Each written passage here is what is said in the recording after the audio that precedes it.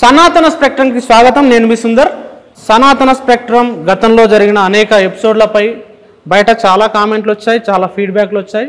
ఈ మధ్యకాలంలో సంతోష్ ఘనాపాటి, వెంకట్ చాగంటి అనే ఇద్దరు వ్యక్తులైతే ఒక ఎపిసోడ్ని సనాతన స్పెక్ట్రం వీడియోని కోట్ చేస్తూ దానికి కౌంటర్ చేసే ప్రయత్నం చేశారు. మరి వాళ్ళు మాట్లాడిన అంశాలపైన కూడా వాళ్ళు సరైన కౌంటరే చేశారా, సరైన విమర్శలే చేశారా అనేది కూడా ఈరోజు ఆ ఎపిసోడ్లో డిస్కస్ చేసే ప్రయత్నం చేద్దాం. మన స్టూడియోలో ఉన్నారు జై భారత్, అదేవిధంగా హిందూస్ ఫర్ ఫ్లూరాలిటీ అండ్ ఈక్వాలిటీ జాతీయ ప్రధాన కార్యదర్శి విజయ విహారం రమణమూర్తి గారు. నమస్తే రమణమూర్తి గారు. నమస్తే. మీరు చూసే ఉంటారు, సంతోష్ ఘనాపాటి ఒక రీల్ చేశారు. ఈ మధ్య ఒక కొత్త ఆయన బయలుదేరాడండి, విజయ విహారం రమణమూర్తి అట్ట పేరు. బాగానే చెప్పేవాడు ఆయన, సనాతన ధర్మం గురించి 4 మంచి మాటలు చెప్పేవారు, 4 మంచి కార్యక్రమాలు చేసేవారు. కానీ హఠాత్తుగా ఏమైందో తెలియదు, గోవు గురించి ఒక ఇంటర్వ్యూ ఇచ్చి గోవును చంపమని వేదంలో ఉంది అని చెబుతూ, ఇంద్రుడికి ఎంతో ఇష్టమైనటువంటి ఆహారం గోమాంసము అని చెప్పి తెలియజేస్తూ ఈయన చాలా దారుణంగా మాట్లాడాడండి. ఇది నాకు చాలా మంది పంపించారు. మొత్తం ఆయన మాట్లాడినటువంటి అన్ని మాటలకు కూడా ఖండన మీకు త్వరలో వస్తుంది.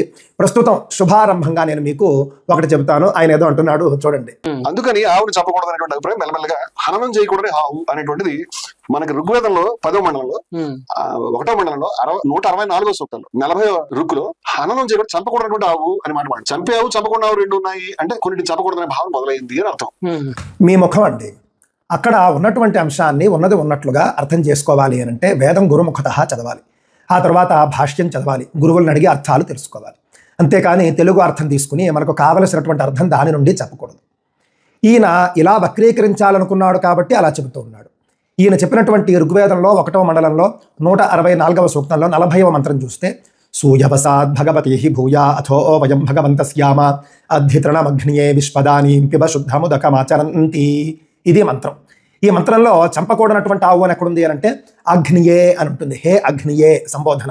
హననము చేయకూడని గోవు సస్యములు తృణములు మేసి పాడిగలది కావలెను, అందువలన మేము సహితము సంపన్నులము అగుదుము.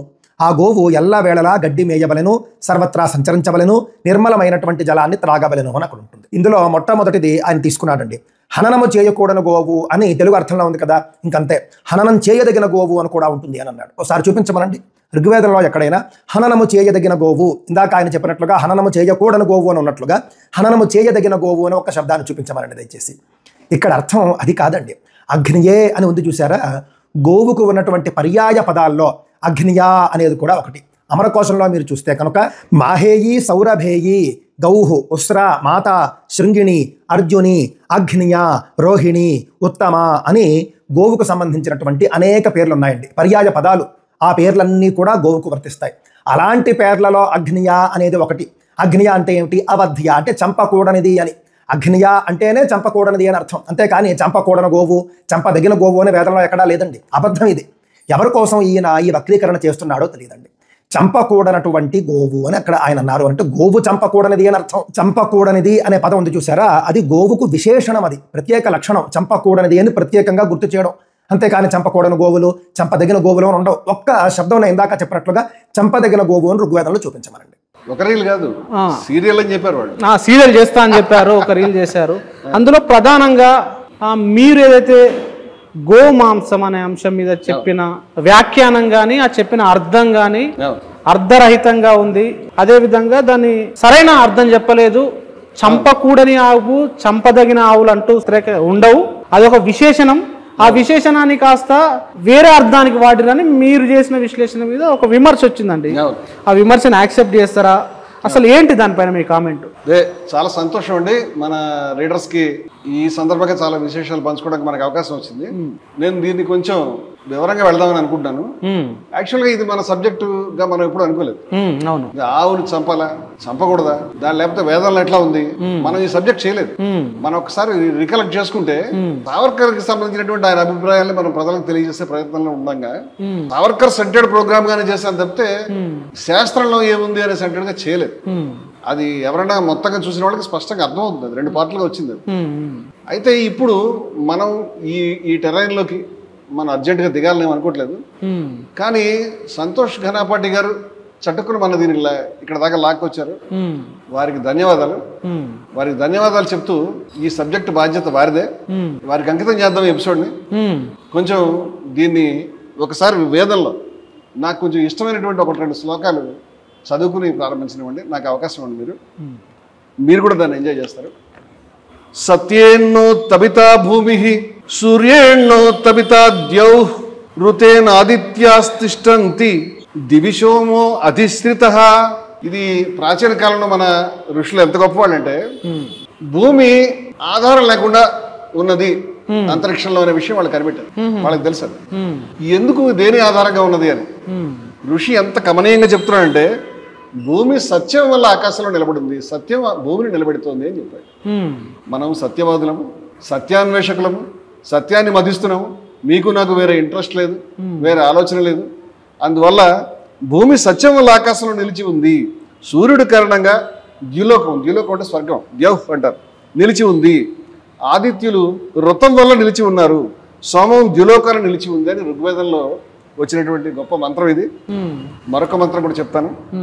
సమా సత్యోక్తి పరిపాతు విశ్వతో ద్యావాచ యత్ర తతనన్న హానిచ విశ్వమన్యన్ని విశతే యదేజతి విశ్వాహాపో విశ్వాహోదేతి సూర్య. ఇది సత్యవాక్కు. ఆకాశము దినమును సత్యమును అవలంబించియే ప్రవర్తిల్లుతున్నాయి. రోజు గడుస్తోంది అంటే ఆకాశం నిలబడుతుంటే సత్యం వల్ల అంటున్నాడు ఋషి. సకల లోకాలు సకల ప్రాణిజాలం కూడా సత్యాన్నే ఆశ్రయించి ఉన్నది. సత్య ప్రభావం వలనే జలములు ప్రవహిస్తూ ఉన్నాయి. సూర్యుడు ఉదయిస్తూ ఉన్నాడు. ఆ సత్యవాకు నన్ను రక్షించాలి అంటున్నాడు. మరొక అద్భుతమైనటువంటి ఇది కూడా ఋగ్వేద మంత్రమే, రుక్కు అంటాం. మరొక మంత్రాన్ని కూడా మీ అనుమతి చెప్తాను. అదేమిటంటే అది మనకి భారతీయులందరికీ చాలా ముఖ్యమైనది. సత్యమేవ జయతే నానృతం అంటే సత్యమే జయిస్తుంది, అబద్ధం జయించదు. దీన్ని ఉపనిషద్ వాక్యాన్ని మన భారతదేశం యొక్క సింబల్గా మనం పెట్టుకున్నాం. అది ఉపనిషత్తు ఋషి చెప్పింది. అబద్ధం నెగ్గదు, సత్యం మాత్రమే జయిస్తుంది. సత్యమేవ జయతే నానృతం సత్యేన పంథ వితతో దేవయానః ఏ నాక్రమంతి ఋషయో హ్యప్తకామ యత్ర తత్ సత్యస్య పరమం నిధానం. సత్యమే గెలుస్తుంది, అబద్ధం గెలవదు. సత్యం చేతనే దేవయాన పంథ ఏర్పడింది. దేవయానం, పితృయానం అని మనకు 2 రకాల పంథాలు ఉపనిషత్కారులు ఊహించారు. దేవయానం సుప్రీం అన్నిటికంటే. అదేదో అనుకుంటాం మనం. ఋషి చెప్తున్నాడు అది సత్యం వల్ల ఉంది, వేరే దానివల్ల కాదని. అలాగే ఈ పంథా ద్వారానే కోరదగినదేది లేని అంటే అన్ని కోరికలు తీరినటువంటి హ్యాప్తకామ అంటే అటువంటి ఋషులు ఎవరైతే ఉన్నారో వాళ్ళు ఆ సత్యం నిలయమైనటువంటి పరమపదానికి చేరుకుంటారు, సుప్రీం లెవెల్కి చేరుకుంటారు అని సత్యానికి పెద్దపీట వేస్తూ ముండకోపనిషత్తులో ఈ అద్భుతమైనటువంటి శ్లోకం ఉన్నది. మన రాజ్యాంగ రాసినప్పుడు లేకపోతే తర్వాత దాన్ని మన జాతీయ నాయకులకు ఉన్నటువంటి గొప్ప అవగాహన వల్ల సత్యమేవ జయతే అనేటువంటి మాటని మన జాతీయ చిహ్నం కింద దాన్ని మనం పెట్టుకున్నాం. ఇప్పుడు మనం చేసేది కూడా సత్యానికి సంబంధించిన యజ్ఞమే.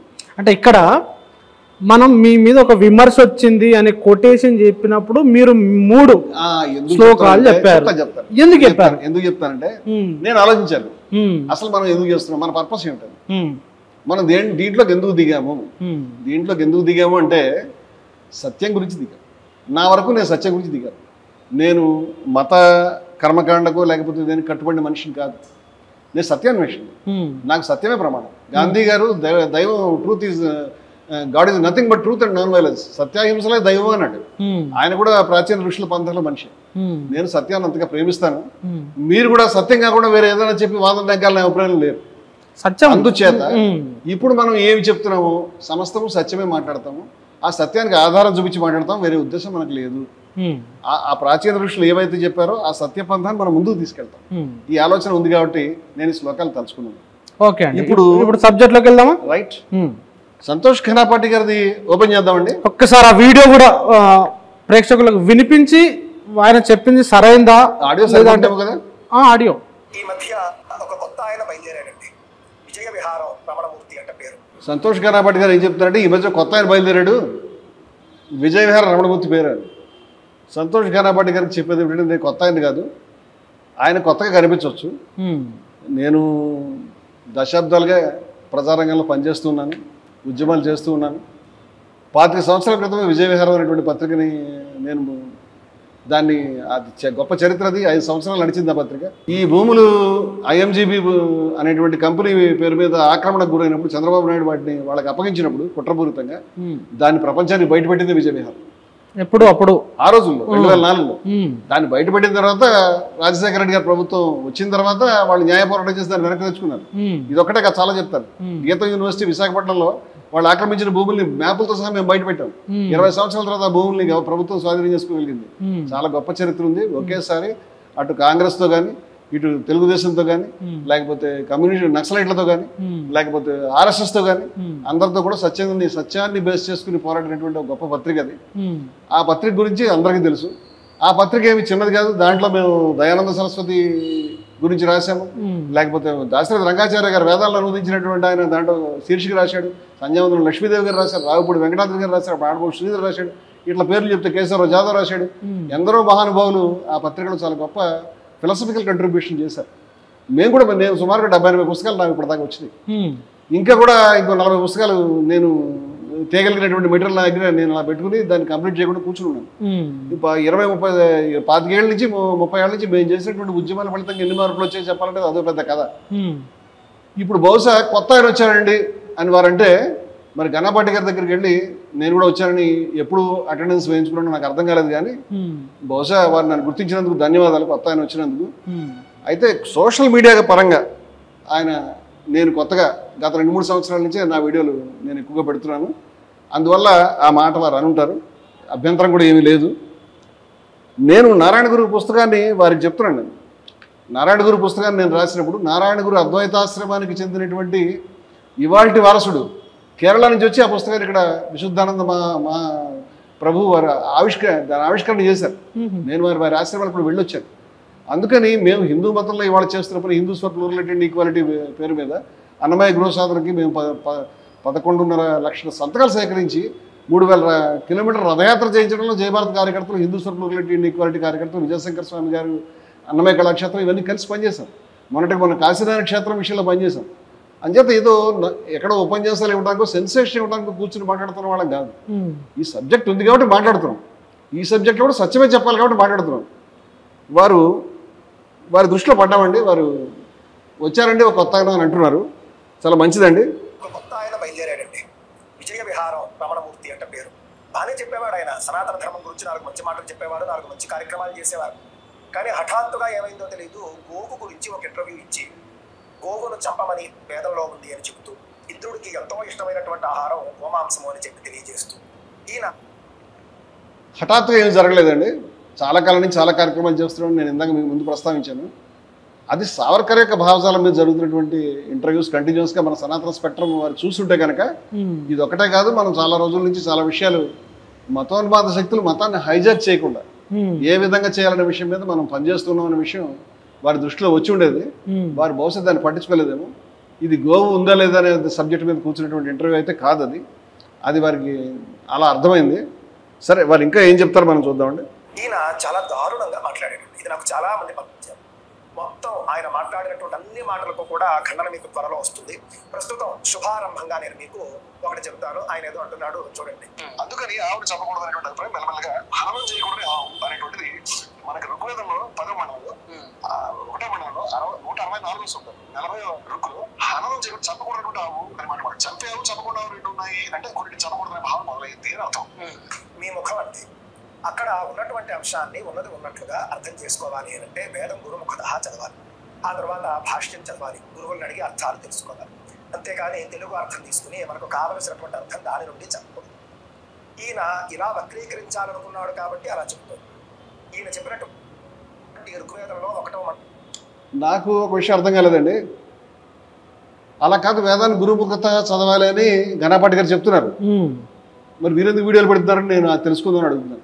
మీరు వీడియోలు పెట్టడం ఎందుకండి? గురుముఖత చెప్తే వారి గురువు గారు అడ్రస్ చెప్తే తెలుసుకుంటాం కదా. మీరు వీడియోలు పెడుతున్నారంటే వీడియో ద్వారా మేము తెలుసుకోవాలనే కదా. మీరు వేదమే చెప్తున్నారు కదా, వేదంలో సబ్జెక్టే మాకు చెప్పేది. వేదం మీరు వీడియోలో చెప్పగలిగింది, మమ్మల్ని గురుముఖత తెలుసుకోమని ఎందుకంటారు? పుస్తకాలు ఉన్నాయి. తిరుపతి దేవస్థానం వాళ్ళు వేశారు. చాలా కాలం నుంచి చాలా మంది అనువాదాలు వేశారు. వేద సాహిత్యం నా దగ్గర 2 షెల్ఫ్ పుస్తకాలు ఉన్నాయి. ఇక వేదం గురించి చెప్పాలంటే ఎన్ని కావాలంటే పుస్తకాలు దొరుకుతాయి. పుస్తకాలని చదవడానికి వేస్తున్నారా? పుస్తకాలు చదవడానికి వేస్తున్నప్పుడు మరి దాన్ని చదువుకుని అర్థం చేసుకుంటాం కదా. మరి మీరు గురుముఖత తెలుసుకోవాలి అంటే పుస్తకాలు వేయకండి. పుస్తకాలు వేయకుండా ఘనాపాటి గారు ఏదైనా ఉద్యమం చేసి వేదాల మీద పుస్తకాలు వేయకండి, గురుముఖత తెలుసుకోవాలి, పుస్తకాలు వేయకండి, ఎవరు చదవకండి, యూట్యూబ్ వీడియో కూడా పెట్టకండి అని చెప్పి వారు కూడా దాన్ని పాటిస్తే బాగుంటుందేమో. ఎందుకంటే గురుముఖత తెలుసుకోవాల్సిన సబ్జెక్ట్ వీడియోలు పెట్టడం ఎందుకు, పుస్తకాలు రాయడం ఎందుకు అంటే ఈ లాజిక్ వీరికి అర్థం కాదేమో. మీరు చదివి వక్రీకరిస్తారు అనేది ఆయన ఉద్దేశంలో మాట. అది చదివి వక్రీకరించడం గురించి వక్రీకరణ ఖండిస్తే బాగుంటుంది, కానీ వేదం ఎలా తెలుసుకోవాలి వారు చెప్పారు, వారే చెప్తున్నారు. ఇప్పుడు మరి గురుముఖత తెలుసుకోవాల్సింది షార్ట్ల ద్వారా వీడియోల ద్వారా వారెందుకు చెప్తున్నారు అని నేను అంటున్నాను.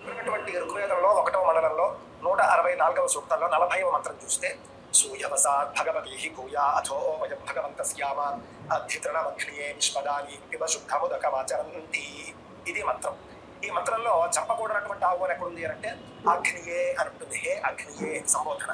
హననము చేయకూడని గోవు సస్యములు తృణములు మేసి పాడిగలది కావలెను, అందువలన మేము సహితము సంపన్నులము అగుదుము. ఆ గోవు ఎల్ల వేళలా గడ్డి మేయవలెను, సర్వత్రా సంచరించవలెను, నిర్మలమైనటువంటి జలాన్ని త్రాగవలెను మనకు. ఇందులో మొట్టమొదటిది ఆయన తీసుకున్నాడండి. హననము చేయకూడని గోవు అని తెలుగు అర్థంలో ఉంది కదా, ఇంకంతే. హననం చేయదగిన గోవు అని కూడా ఉంటుంది అని అంటారు. ఒకసారి చూపించమనండి ఋగ్వేదంలో ఎక్కడైనా హననము చేయదగిన గోవు, ఇందాక ఆయన చెప్పినట్లుగా హననము చేయకూడని గోవు అని ఉన్నట్లుగా హననము చేయదగిన గోవు అని ఒక శబ్దాన్ని చూపించమనండి దయచేసి. ఇక్కడ అర్థం అది కాదండి. అగ్నియే అని ఉంది చూసారా, గోవుకు ఉన్నటువంటి పర్యాయ పదాల్లో అగ్నియా అనేది కూడా ఒకటి. అమరకోశంలో మీరు చూస్తే కనుక మాహేయి సౌరభేయి గౌహు ఉస్ర మాత శృంగిణి అర్జుని అగ్నియ రోహిణి ఉత్తమ అని గోవుకు సంబంధించినటువంటి అనేక పేర్లు ఉన్నాయండి, పర్యాయ పదాలు. ఆ పేర్లన్నీ కూడా గోవుకు వర్తిస్తాయి. అలాంటి పేర్లలో అగ్నియ అనేది ఒకటి. అగ్నియ అంటే ఏంటి? అవధ్య అంటే చంపకూడనిది అని. అగ్నియ అంటేనే చంపకూడనిది అని అర్థం, అంతేకాని చంపకూడని గోవు చంపదగిన గోవు అని వేదంలో ఎక్కడా లేదండి. అబద్ధం ఇది. ఎవరి కోసం ఈయన ఈ వక్రీకరణ చేస్తున్నాడో తెలియదు. చంపకూడనటువంటి గోవు అని అక్కడ ఆయన అన్నారు అంటే గోవు చంపకూడనిది అని అర్థం. చంపకూడనిది అనే పదం ఉంది చూసారా, అది గోవుకు విశేషణం, అది ప్రత్యేక లక్షణం. చంపకూడనిది అని ప్రత్యేకంగా గుర్తు చేయడం, అంతేకాని చంపకూడని గోవులు చంపదగిన గోవులు ఉండవు. ఒక్క శబ్దంలో ఇందాక చెప్పినట్లుగా అక్కడ చాలా స్పష్టంగా 2 అంశాలండి. ఒకటి మీరు దాన్ని వక్రీకరించరని, రెండోది చంపకూడని అని ఉంటే అక్కడ చంపదగిన గోవు ఉంది అనేది ఒకటి వక్రీకరించరని అసలు ఎక్కడ వేదంలో ఉంది మీరు చూపించగలుగుతారా అనేది ఆయన సవాల్. రైట్, అదొకటే. దాని కొంచెం మీరు అన్న ప్రశ్న చిన్నగా కనిపిస్తుంది, దాని కొంచెం వెడల్పు చేద్దాం. అది మొత్తంగా దాని లోతుకి విస్తారంగా వెళ్ళి చేద్దాము. వారికి కొన్ని మాటలు చెప్దాం అనుకుంటాను. వారు శుభారంభం అనుకున్నారు కానీ చాలా బ్యాడ్ లక్ అండి. ఏం శుభారంభం కాదు. ఎవరికి బ్యాడ్ లక్? అది వారికే. వారు చాలా అఘాతంలో గడిపారు. ఎందుకంటే వారు చాలా ఈజీగా విషయాన్ని తీసుకున్నారు. సాధారణంగా ఏంటంటే ఏముంది ఏమి తెలియకుండా ఏదో సెన్సేషన్ గురించి లేకపోతే ఏది పడితే అది మాట్లాడతారు. వారు నాకు ఉద్దేశం కూడా అంటకట్టారు. ఎందుకు ఉద్దేశాలు అంటకట్టారో నాకు తెలియదు. ఏ ప్రయోజనం కోసం ఏం ఆశించి ఈ వక్రీకరణలకు పాల్పడుతున్నారు అనేటువంటి మాట అన్నారు. ఇందాక గురుముఖత నేర్చుకోలేదు కాబట్టి తెలవక అన్నాడు అని కూడా అనలేదు. ఇప్పుడు ఇంకో స్టెప్ ముందుకెళ్ళి నా ఉద్దేశాన్ని కూడా వారు క్వశ్చన్ చేసేటువంటి పరిస్థితి వారికి వచ్చింది. తర్వాత ముఖం గురించి చెప్పారండి. సరే, నా ముఖం అయితే వారి ముఖం అంత అందంగా లేదండి. వారి ముఖం చాలా అందంగా ఉంటుంది. బహుశా బంగారు పాత్రలాగా దగదగా మెరిసిపోతుంది.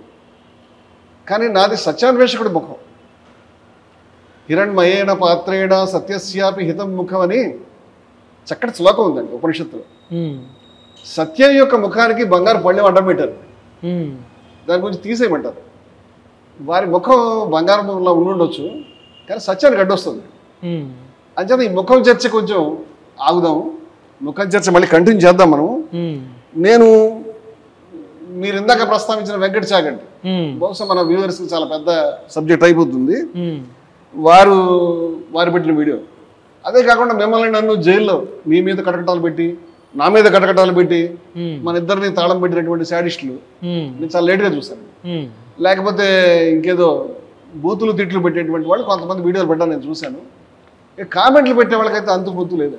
ఏమనంటే చంపేస్తాము, కొట్టేస్తాము, నరికేస్తాము, ఇలా నరుకుతాము, అలా నరుకుతామని రెగ్యులర్గా వాళ్ళు మాట్లాడుతూ ఉండడం నేను చూస్తున్నాను. వెంకట చాగంటి గారు కూడా కొన్ని కామెంట్లు చేస్తారండి. అంటే ఒక సబ్జెక్ట్ నుంచి ఒకదానికి వెళ్దామా లేదంటే ముందు? రెండు కలిపి మాట్లాడదాం. సబ్జెక్ట్ అక్కడ డిబేట్ కావద్దు. మనం సబ్జెక్ట్ ఖచ్చితంగా డిబేట్ కావాల్సినటువంటి అవసరం లేదు. అయితే మీరు అన్నట్టుగా పోనీ ఈయన దగ్గర నుంచి మనం మొదలు పెడదామండి. నేను ఒక మాట వారిని అడగదలుచుకున్నాను. మీరు ఆ వీడియో చూస్తే కనుక దాని కింద మనం కటింగ్ పెట్టి ఒక శ్లోకానికి అర్థం చెప్పారు. అది గురుముఖత కాదండి, అది దాశరథి రంగాచార్య గారు అనువాదం. నా ప్రశ్న ఏంటంటే ఘనపాటి గారికి గురుముఖత మానేసి రంగాచార్య గారు అనువాదం ఎందుకు పెట్టారండి? రంగాచార్య గారు అనువాదమే వారు యథాతథంగా చదివారండి, అక్కడ పేస్ట్ చేశారు, కట్ పేస్ట్ చేశారు. నేను చూసా, దాంట్లో పెట్టారు కదా. అది రంగాచార్య గారి పుస్తకంలో నేను ఒకే నిమిషంలో తీసి చూపిస్తాను. నేను అడిగేది ఏమిటంటే రంగాచార్య గారి యొక్క పుస్తకం మీరు పెట్టిన తర్వాత రంగాచార్య గారి యొక్క అభిప్రాయాలు వినడానికి సిద్ధంగా ఉన్నారా అంటున్నాను. అక్షర వాచస్పతి దాశరథి రంగాచార్య గారు తెలుగులోకి వేదాలన్నింటినీ అనువదించిన 4 వేదాలని తెలుగు గద్యంలోకి అనువదించిన వ్యక్తి. వారు నాకు మిత్రులు అనగా వారు నా పెద్దవారు, వారు నాకు తెలుసు. నేను వారితో ఆ వేదం అది ఆవిష్కరణ జరిగినప్పటి నుంచి కూడా నేను సన్నిహితంగా పనిచేస్తాను. విజయవిహారంలో ఆయన చేత ఉపనిషత్తులు రాయించడానికి ప్రయత్నం చేస్తాను. వారు ఇప్పుడు లేరు. ఎంతో గౌరవాన్ని ఘనతని జాతీయంగా అంతర్జాతీయంగా అందుకున్నటువంటి వ్యక్తి వారు. ఇప్పుడు గురుముఖత వెళ్ళిపోయింది.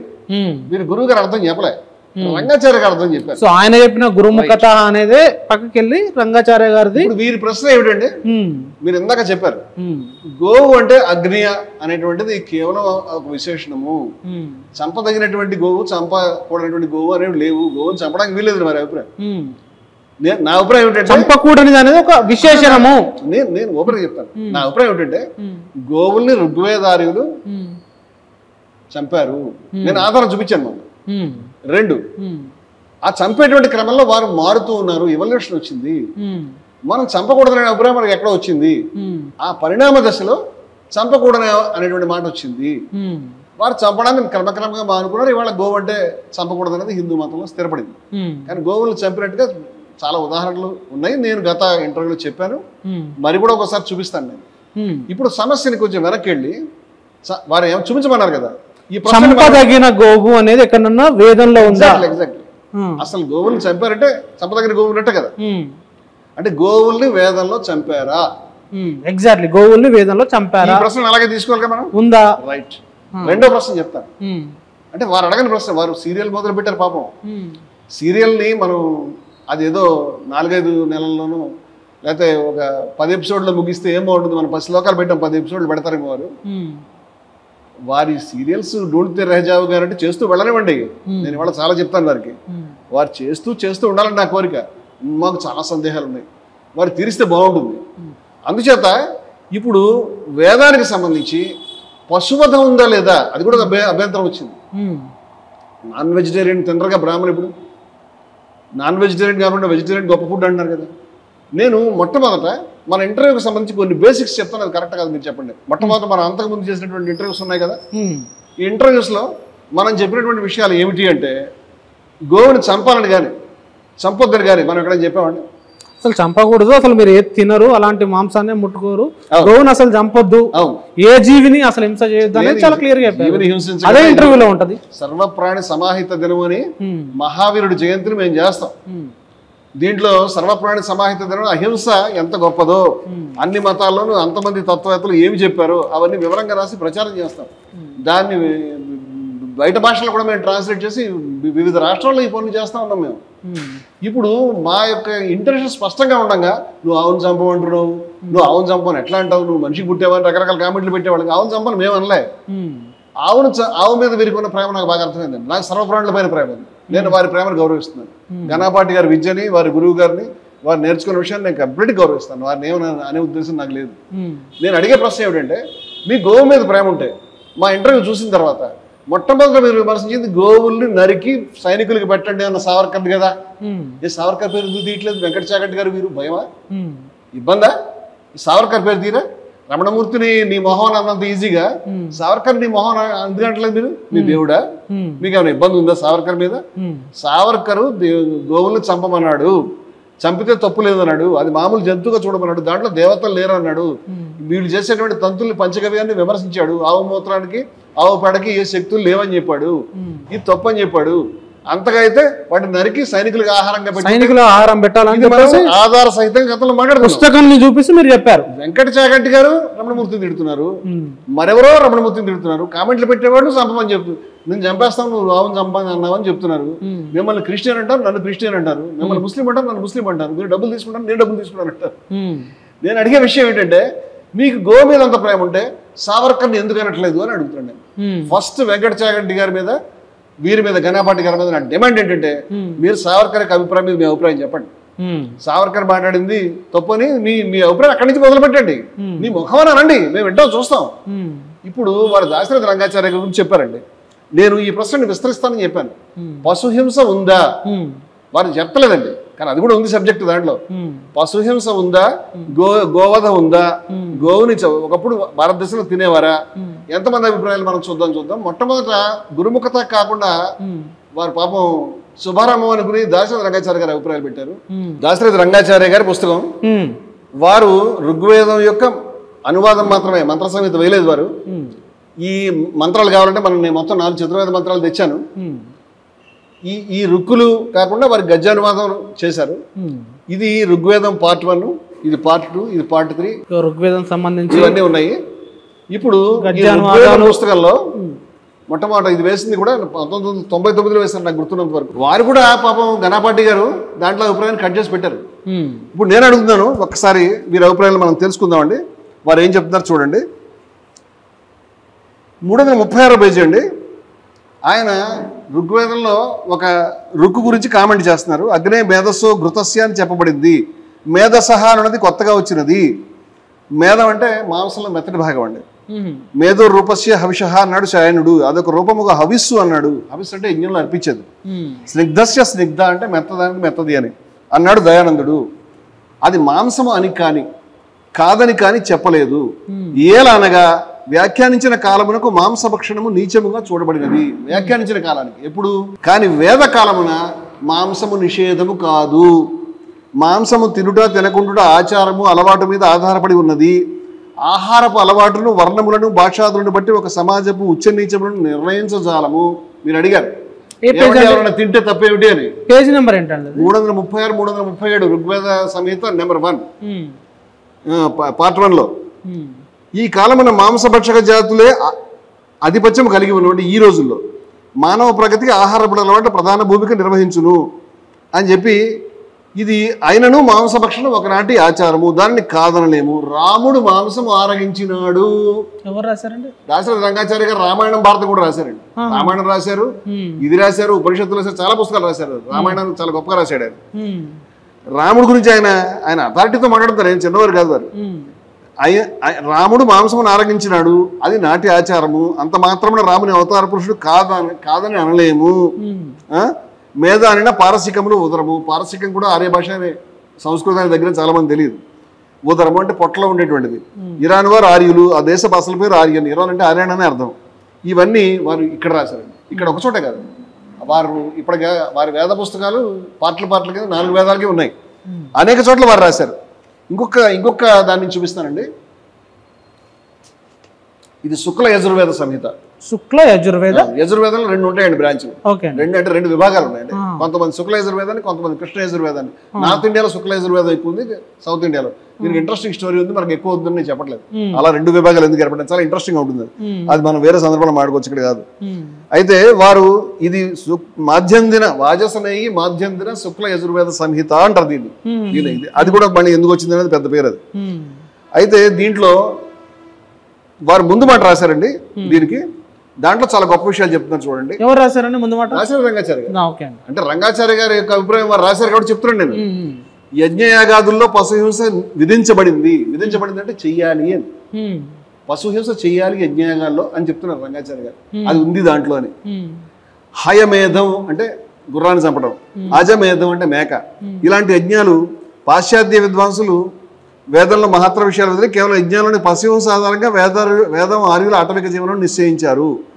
అయితే వీరేమన్నారంటే, పాశ్చాత్యులు చేసిన దాన్ని పక్కన పెడదాం, వేదంలో ఇవి ఉన్నాయి, వీటిని చూసి కామెంట్ చేస్తారు. కానీ గొప్ప విషయాలు నేను, నా ఉద్దేశం కూడా అది. వేదంలో హింస ఉంది, దాన్ని చూసి కామెంట్ చేస్తారు, కామెంట్ చేయాల్సిన అవసరం ఏం లేదు అని చెప్పారు. వేదం అంటే నాకు చాలా అభిమానం, దాంట్లో చాలా గొప్ప విషయాలు ఉన్నాయి. అయితే భారతీయులు వేదకాలంలో మాంసాహారులు. భారతీయులు వేదకాలంలో మాంసాహారులు. పేజ్ నెంబర్ ఏంటండి? ఇది 56, 57 2 పేజీల్లో వారు రాసిన శుక్ల యజుర్వేద సంహిత ముందు మాట అండి. అనంతర కాలంలో వారు శాకాహార ప్రాశస్త్యం గుర్తించారు అని రాశారు. వేదకాలంలో స్వంతానికి కాక సంఘానికి ఉపయోగపడినప్పుడు యజ్ఞంలో పశువధ చేశారు. ఆహారం కోసం జంతువును వధించడం తప్పు కాదు, దానిని దేవతలకు అర్పించి భుజించడం ఒక విశేషం. యజ్ఞం ఆ విశిష్టతను సంతరించుకుంది. యజ్ఞంలో జంతువును వధించడం కాదు, బలి ఇవ్వడం జరిగింది అని చెప్పి రాశారు. నంబర్ ఏమన్నా ఉందా దానికి? 56, 57లో వారు రాసిన ముందు మాటలో కొన్ని వాక్యాలు నేను చదివిపించానండి. ఓకే అండి. నేనేమంటానంటే, ఇప్పుడు రంగాచార్య గారిని కూడా మీ ముఖం అని వారు అనాలని నా కోరిక. అంటారా? మీరే కదండి వారి అనువాదాన్ని తీసి చూపించారు. అంచేత మీరు అనువాదం తీసి చూపించే ముందు వారి యొక్క అభిప్రాయం తెలుసుకుంటే బాగుంటుందని. ఇప్పుడు ఇంకొన్ని అభిప్రాయం చెప్తానండి. అంటే వారు చాలా పుస్తకాలకు ముందు మాటలు రాసుకుంటూ వచ్చారు. ఇది కృష్ణ యజుర్వేద సంహిత. నేను ఇందాక చెప్పాను శుక్ల యజుర్వేదాన్ని మీరు కోట్ చేశారు. ఇది కృష్ణ యజుర్వేదాన్ని కూడా వారు అనువదించారండి. దానికి కూడా పూర్తి పేరు ఏంటంటే, పుస్తకం పూర్తి పేరు కూడా చెప్పండి ప్రేక్షకుల కోసం. శ్రీమదాంధ్ర వచన కృష్ణ యజుర్వేదీయ తైత్రీయ సంహిత. ఓకే అండి. పార్ట్ 1, పార్ట్ 2 కూడా ఉంది. దీని ముందు మాటలో వారు చెప్తున్నారండి గోవు గురించి. గణపతి గారు కొంచెం ముఖాన్ని గుండెల్ని కొంచెం చిక్కబట్టుకోండి. అలాగే చాలా మందికి చెప్తున్నాను, ఈ యొక్క మన వీడియో ఏదైతే ఉన్నదో బలహీనమైనటువంటి గుండెలు ఉన్న వాళ్ళు చూడలేరు. వాళ్ళు ఆఫ్ చేసుకుని ఇక్కడ వాళ్ళు మన తిట్టే కామెంట్లు పెట్టేసుకుంటే బెటర్. ఎందుకంటే భయానకమైన విషయాలు చెప్పబోతున్నాం. రంగాచార్య గారు చెప్తున్నారండి, గోవుకు వేదం ఎంతో ప్రాముఖ్యత ఇచ్చింది. మనకు తెలుసు కదండి. గోవులను పవిత్రంగా భావించింది, అది కూడా తెలుసు కదండి. గోవును దేవత అన్నది, అంతేకాని గోవధ నిషేధించలేదు. అట్లా రాశారా? ఏ నంబర్, పేజ్ నెంబర్? పేజీ నెంబరు 6వ నెంబర్ అండి. కృష్ణ యజుర్వేద సంహితలో ముందు మాటలో వారు చెప్తూ, గోవధ నిషేధించలేదు వేదము. యజ్ఞయాగాదుల్లో గోవును బలి ఇచ్చిన నిదర్శనాలు ఉన్నాయి. అవుట్. అగ్నియ చెప్తామండి ఇంకా చాలా. అగ్నియ అనేది చంపకూడనిగా అవన్నారు కదా వేదాలను అనువదించిన వారు. ఎవరినైతే మీరు ఇంట్రెస్టింగ్ గా కింద పెట్టుకున్నారో వారి యొక్క అనువాదాన్ని, వారి యొక్క మాటలు మీరు విశ్వసిస్తారా? వారు ఏమని చెప్తున్నారంటే, యజ్ఞయాగాదుల్లో గోవును బలి ఇచ్చిన నిదర్శనాలు ఉన్నాయి. నాడు మాంసమే ఆహారము నిషేధమేలా, నేటి గోవధ నిషేధం కేవలం రాజకీయ నినాదం. ఈ మాటలు వారు చెప్పింది 99లో, 26 సంవత్సరాల క్రితం. 26 సంవత్సరాల క్రితం వారు చెప్పినటువంటి విషయం ఇవాళ రాజకీయ నినాదం కాబట్టే దీంట్లోకి చాలా మంది వచ్చారండి. ఇప్పుడు రంగాచార్య గారి అభిప్రాయం చెప్పాను కదండి, ఇంకొకసారి వెనక్కి వెళ్తాను నేను. ఏమిటంటే, ఇంకా వెనక్కంటే ఒకసారి మన గణపాటి గారి దగ్గరికి వెళ్దామండి. ఇది 2 స్కూల్స్ ఆఫ్ థాట్స్ ఉన్నాయి ఇక్కడ. ఇది అర్థం చేసుకోవాలి వారు. ఏమిటంటే, వేదంలో పశుహింస ఉన్నది, వేదంలో గోవధ ఉన్నది అని చెప్పే డిపార్ట్మెంట్ ఒకటి. వేదంలో పశుహింస లేనే లేదు, వేదంలో గోవధ లేనే లేదు అని చెప్పేటువంటి శాఖ. అంటే అలా ఆలోచన చేసిన వాళ్ళు. ఈ రెండవ దాంట్లో ప్రధానమైన వ్యక్తి దయానంద సరస్వతి. దయానంద సరస్వతి గారు, మహర్షి దయానంద సరస్వతి పట్ల నాకు అపారమైన గౌరవం. మీరు చూస్తే వారి బొమ్మ ఇక్కడ ఉంటుంది. నేను దయానంద సరస్వతి భావాలని 25 ఏళ్ల క్రితమే ఆయన ఐడియాలజీ అంతా కూడా సీరియల్గా రాసి, దాని ఫలితంగా కేసులను ఎదుర్కొని విజయవిహారం ఆఫీస్ సీజ్ చేశారు, మా పుస్తకాలు సీజ్ చేశారు. 7 సంవత్సరాలు ఫైట్ చేశాను. అది అందరికీ ప్రఖ్యాతమే. మీరు ఇప్పుడు వచ్చారు కొత్తగా, మీరు అన్నారు కానీ వారికి తెలియదు ఆ విషయం. ఇప్పుడు నేనేం చెప్తున్నానంటే, దయానంద సరస్వతి అభిప్రాయాన్ని వారు అసలు వేదంలో పశుహింస లేదని వారి సిద్ధాంతం.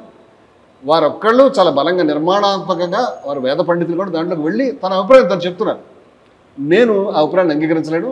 చాలా మంది మీరు అన్నట్టు దయానంద సరస్వతి గారు పుస్తకాలని కానీ వాటిని చదివారు అన్నారు కదా, దాన్ని ప్రచురించారని చెప్పారు కదా. చెప్తాను. మరి వాళ్ళు కూడా వేదంలో గోవధ లేదు అన్నప్పుడు మీరు ఎందుకు అంగీకరించారు? ఆ పాయింట్ చెప్తాను. దయానంద సరస్వతి గారు ఇది ఏదైతే ఋగ్వేద భాష్య భూమిక ద్వారా తన సిద్ధాంతాన్ని చెప్తూ వచ్చారో, దీన్ని అందరూ కూడా అంగీకరించడానికి సిద్ధపడలేదు. ఈ వేదిక్ స్కాలర్స్ ఎవరు కూడా దాన్ని అంగీకరించడం లేదు. అది దయానంద సరస్వతి యొక్క ఆర్య సమాజ్ యొక్క సిద్ధాంతంగానే ఉన్నది. అంటే వేదిక్ స్కాలర్స్ అంగీకరించట్లేదా, మీరు అంగీకరించట్లేదా? గణపాటి లాంటి వాళ్ళు అంగీకరిస్తున్నారు. చెప్తాను. అది గణపాటి దగ్గర వస్తున్నాను నేను. అయితే ఆర్య సమాజ్ యొక్క స్కూల్ పట్ల అపారమైన గౌరవంతో వారిని అలా పక్కన పెడదాం. వీరు ఆర్య సమాజ్ కాదు. నాకు అర్థమైనంత వరకు గణపాటి గారు ఆర్య సమాజ్ కాదు. వారి దయానంద సరస్వతి మీద కూడా చాలా విమర్శలు చేస్తారు. చాగంటి గారు దయానంద తిట్టేట్టు కూడా నాకు అనిపించింది. మరి వెనకాల రేఖలో చాలా పుస్తకాలు ఉన్నాయి. మరి గురుముఖత కాకుండా వారు కూడా పుస్తకాలు చదువుతున్నారు. చాగంటి గారికి ఫోన్ చేసి ఎవరైనా చెప్తే బాగుంటుంది, గురుముఖత నేర్చుకోమని గణపాటి గారు చెప్తున్నారండి. పుస్తకాలు అవసరం లేదు కదా, గురుముఖతనే కదా మనకు కావాల్సింది వారి అభిప్రాయం. సరే, దాన్ని పక్కన పెడదాం. నేనేమన్నానంటే దయానంద సరస్వతి అభిప్రాయాన్ని పక్కన పెడితే ఈ రెండవ మిగతా అంతా కూడా అభిప్రాయం మనకి 14వ శతాబ్దంలో శాయణాచార్యుల భాష్యంలో కానీ అన్నింటిలో కానీ శుభ్రంగా పశుహింస ఏంటది వివరాలు? శాయణాచార్యులు సహనాచార్యులు శాయణాచార్యులు షహనాచార్య ఓకే శాయనాచార్యులు శాయణాచార్యులు శాయనాచార్యులు ఓకే అండి. ఈ శాయణాచార్యులు వారు చాలా సుప్రసిద్ధం. మనం ఇప్పటిదాకా వేదం మీద ఎవరు దాని మీద మాట్లాడినా అర్థాలు రాసిన శాయణాచార్య భాష్యాన్ని మరొకరి పాత ప్రాచీన భాష్యాల్లో చూసి రాస్తారు. అది రెఫరెన్స్గా తీసుకుంటారు. రంగాచార్య కూడా అదే రిఫరెన్స్, చాలా మందికి అదే రిఫరెన్స్. అలాగే చాలా మందికి కూడా ఆయన మొత్తం ఋగ్వేదానికి కాకుండా అన్నిటి కూడా చాలా వాటికి భాష్యాలు రాసినటువంటి మహానుభావుడు ఆయన. ఇప్పుడు శాయణాచార్యులు వారి యొక్క అభిప్రాయం కూడా ఇదేనండి. అయితే కొత్తగా అసలు ఈ దయానంద సరస్వతి స్కూల్లో లేకుండా, ఆర్య సమాజంలో లేకుండా ఈ గోహింస లేదు, గోవధ లేదు, పశుహింస లేదు అని చెప్పే డిపార్ట్మెంట్ ఎవరైతే ఉన్నారో రంగాచార్య గారు కరెక్ట్గా చెప్పారు, ఇది రాజకీయ నినాదము అని. ఆ నినాదానికి గాజులు ఎవరంటే మరెవరండి, మన గురు గోల్వాల్కర్ గారు. ఇప్పుడు మనం గోల్వాల్కర్ దగ్గరికి వెళ్ళాలి. ఇది గోల్వాల్కర్ యొక్క అభిప్రాయాన్ని స్ప్రెడ్ చేయడానికి ఈ మొత్తం స్టోరీ అంతా నడుస్తుంది. గోల్వాల్కర్ గారు ఏం చెప్పారు? గోల్వాల్కర్ గారు ఏం చెప్పారంటే వారి యొక్క బంచ్ ఆఫ్ థాట్స్, పాంచజన్యం, ఈ రెండు పుస్తకాలు మనం ఏది కావాలంటే దాన్ని తీసి చూడొచ్చండి. పాంచజన్యం మన తెలుగు అనేది దాన్ని తీశాను. పాంచజన్యం పేజీ నెంబరు 720 అండి. గోవధ అనేది మన దేశంలో ఎలా ప్రారంభమైంది, విదేశీ దురాక్రమణదారుల రాకతో అది ప్రారంభమైంది అన్నారు. ఇది చాలా క్లియర్ గా రాశారు కదా గోల్వాల్కర్ గారు. అంటే వారి అభిప్రాయం ఏంటంటే ముస్లింలు టార్గెట్, అది ముస్లింల యొక్క దురాక్రమణలతో ప్రారంభమైంది. తర్వాత బ్రిటిష్ వాళ్ళు వచ్చారు, వారికి కూడా వీళ్ళిద్దరి వల్ల మనకి గోవధ, వీళ్ళిద్దరి వల్ల మనం బీఫ్ తినడంతో అంతకుముందు ఎప్పుడు తినలేదని అభిప్రాయం వాళ్ళు చెప్పారు. అంటే ఇప్పుడు వీరేమి స్కాలర్ కాదు, వీరు ఇందాక చెప్పిన రాజకీయ నినాదం అంటారు కదా, ఇదంతా ముస్లిమ్స్ మీద మరొకరి మీద టార్గెట్ చేసే వ్యవహారం ఉన్నటువంటి ఒక డిపార్ట్మెంట్ ఉంది. అంటే మీరు ఆ టార్గెట్ చేసిర్రు అనే పాయింట్ ఎట్లా తప్ప చెప్పాలి. ఇప్పుడు ఘనాపాటి వారు దయానంద సరస్వతి స్కూల్ కాదు, నా అభిప్రాయం ఆర్ఎస్ఎస్ స్కూల్ అండి. వారి దగ్గర కూడా వారి ఛానల్లో కూడా హిందుత్వ లేకపోతే జాతీయవాదం, ఇప్పుడు జాతీయవాదంలో లేకుండా లేకపోతే స్వతంత్ర పోరాటంలో లేకుండా మేము జాతీయవాదంలో చెప్పుకుంటున్న డిపార్ట్మెంట్ వీళ్ళు జాతీయవాదులు కానే కాదు. మరి వారి మీద అభిమానంతో మీరు పెట్టుకున్నారని నేను ఊహిస్తున్నాను. కాకపోవచ్చు నా ఊహ తప్పైతే దిద్దుకుంటాను, నాకేం అభ్యంతరం లేదు. కానీ ఈ డిపార్ట్మెంట్ ఏదైతే ఉన్నదో రాజకీయ నినాదంతో అసలు వేదంలో పశుహింస లేదు, గోవధ లేదు అని చెప్పే ప్రయత్నం చేస్తుంది. నేను మరికొన్ని అభిప్రాయం చెప్తానండి, ఆ తర్వాత మనం కంక్లూడ్ వద్దాం. ఘనాపాటి వారికి అంటే మీరు చెప్తున్న ప్రతి అభిప్రాయానికి వేదంలో మీరు కోటి ఇవ్వాలి, మరి అన్ని చెప్తాను. ముందర అభిప్రాయాలు కొన్ని అభిప్రాయాలు విందామండి మనం.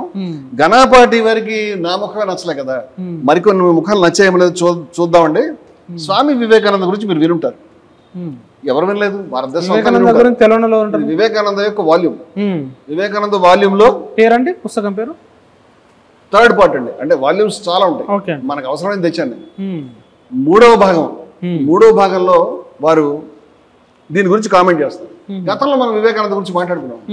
ఆయన స్వయంగా మాంసాహారం తిన్నాడు, ఆయన స్వయంగా రామకృష్ణ మిషన్ సంస్థాపకుడు, ఆధునిక భారతదేశంలో అటువంటి మనిషి లేడని అనిపించుకున్నాడు, ప్రపంచాన్ని దిగ్భ్రాంతిపరిచినవాడు, హిందూ మతానికి గౌరవం కల్పించినవాడు స్వామి వివేకానందుడు.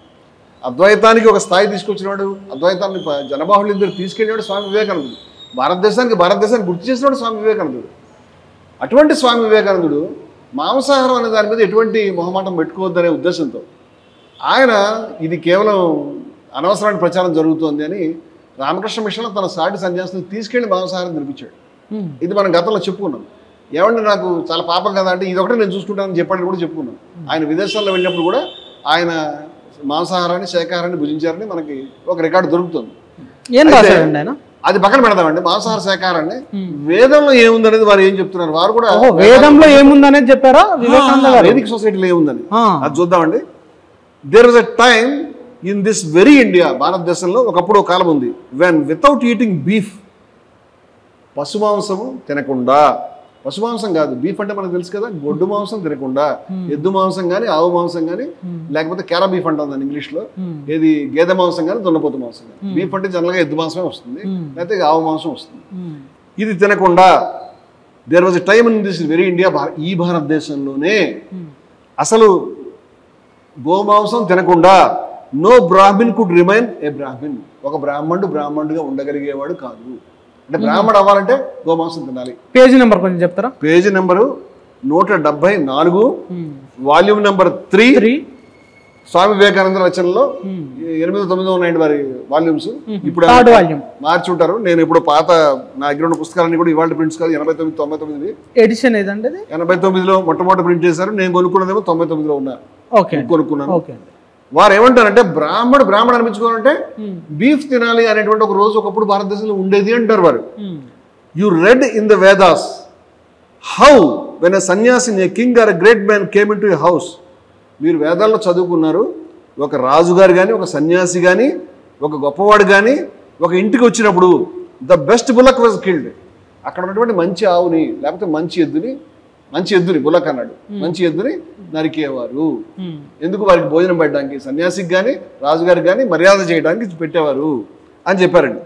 చెప్పి how in time it was found that as we're an agriculture race killing the best bulls meant annihilation of the race, therefore the practice was stop. మనకు అతిథిని గోగురుడు అంటారు.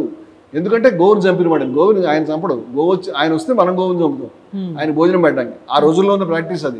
ఏమంటారు అతిథిని ఏమంటారు? గోగురుడు అంటారు. గోగురుడు వారు అమర కోసం చెప్పారు కదా. నేను కూడా కొన్ని నిఘంటువులు చూపిస్తాను ఈ అర్థానికి. అది అందరికీ తెలిసిందే. ఆయన కూడా కాదని అనుకుంటాను నేను. ఈ అర్థం ఎందుకు వచ్చిందని ప్రశ్న. అగ్ర అనేటువంటి పదం అదే.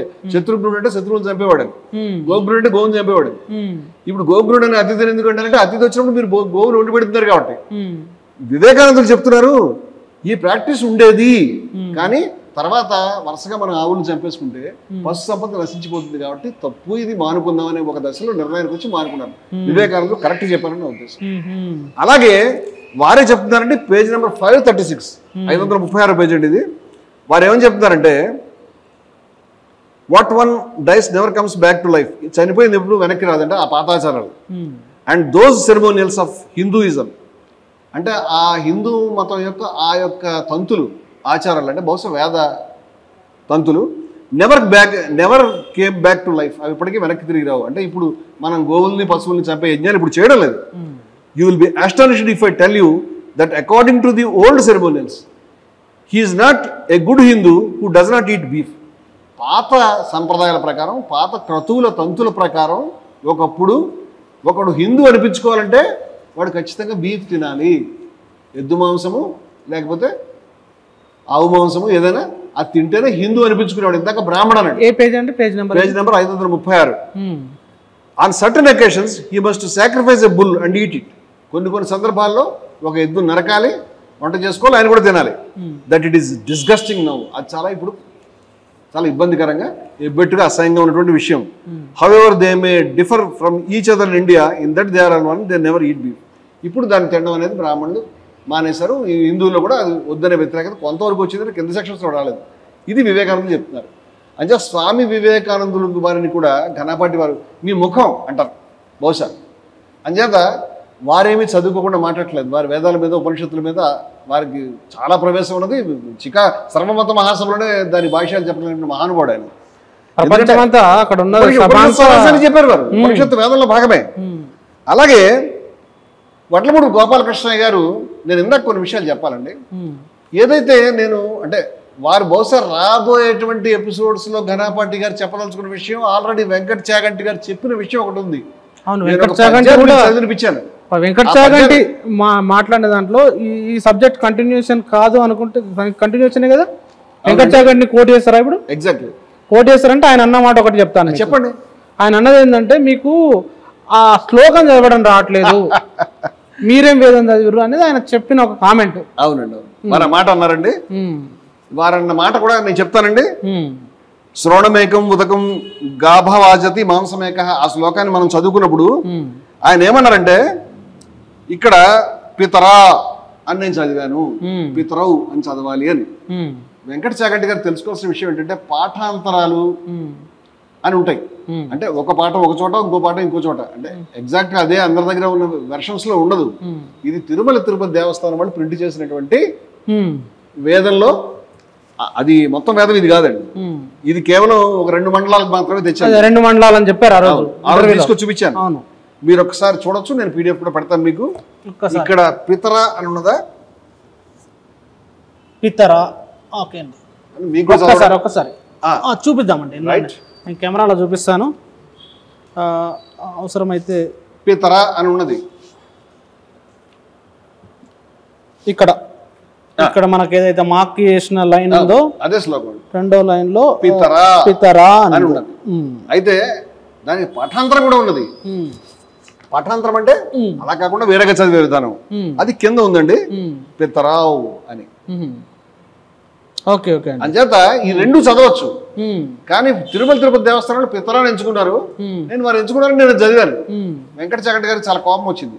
నేను నేమాండి వెంకట నరసింహ శాస్త్రి గారి పేరు చెప్పి నేను వారి యొక్క శ్లోకం చదివితే కొంచెం నెట్లోకి వెళ్ళి నా మీద విరుచుకుపడే ముందు ఏది వారు చాలా మరి వారికి శోభిల్లుతుంది, నాకు బుద్ధి చెప్పాలనే అభిప్రాయంతో నీకు సంస్కృతం చదవడం రాదని హేళన చేస్తూ మాట్లాడారు. నేమాని వెంకట నరసింహ శాస్త్రి గారి పేరు చెప్పాడు కదా, ఒకసారి వెళ్ళి చూద్దాం.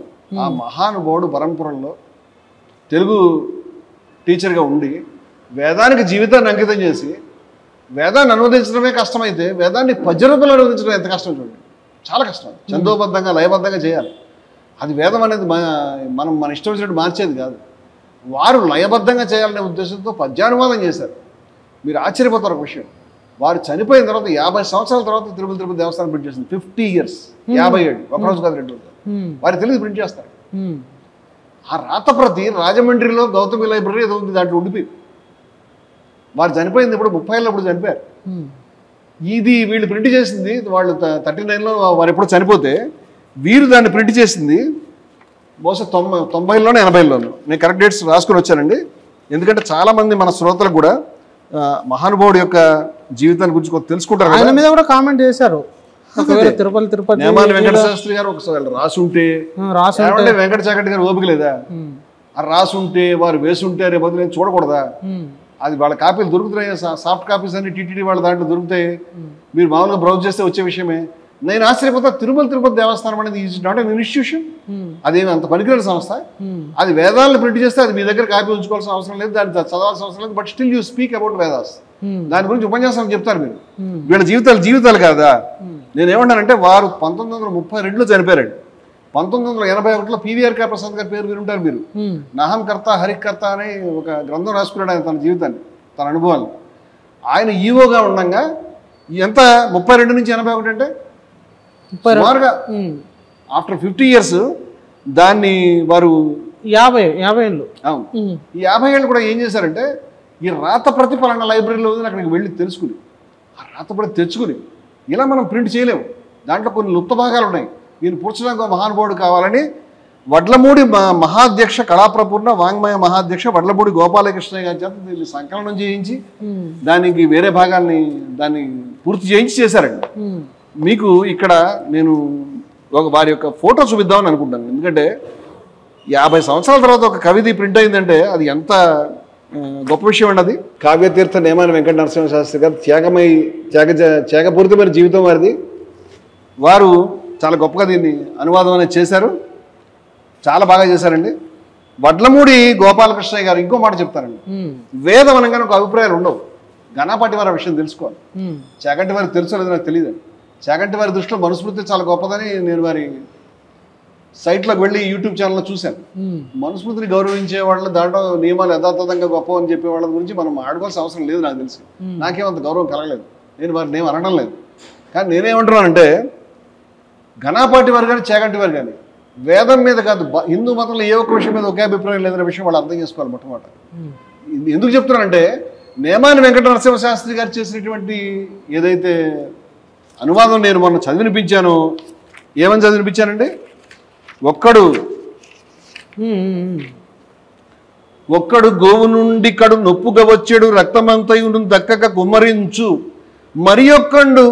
మరి ఒక్కడు కత్తిని కోసి మాంసమున్ పక్కకు చేర్చుచుండే బహుభావన చేయుచు సూక్ష్మ బుద్ధితో, ఒక్కడు మూత్రముఖ్యముల నోపిక వేరు చేయుచుండడే, పుత్రకుల వల రుభువులు పుణ్యకర్మలన్నీ చేయుచునుండగా యజ్ఞమందు దంపతులు చేయవలసిన తగిన కర్మలుండునని చెప్ప శక్యమే పండితుండ. ఇది అంటే ఒకడు కట్ చేస్తున్నాడు, రక్తం అంతా ఒకడు పారబోస్తున్నాడు, ఈ ఇంటెస్టైన్స్ ఆ పార్ట్స్ మలమూత్రాలు పోయి అవన్నీ తీసి ఇంకొకటి పక్కన పెడుతున్నాడు, ఇంకొకటి మాంసాన్ని కట్ చేసి పక్కన పెడుతున్నాడు. ఈ రుభువులు ఈ పని చేస్తుంటే పేజ్ నెంబర్ చెప్పండి. పేజ్ నెంబర్ 505 అండి. మనం గత ఎపిసోడ్స్ లో దీని వివరంగా చెప్పాం. అవునండి. అయితే ఇక్కడ ఏంటంటే వెంకట్ చాగంటి గారి వీడియోలో చాలా క్లియర్ గా రైట్ మీరేమో గోవును వధించి అనే అర్థాన్ని అతను రచయిత రాశాడు, మీరు అదే చెప్పారు.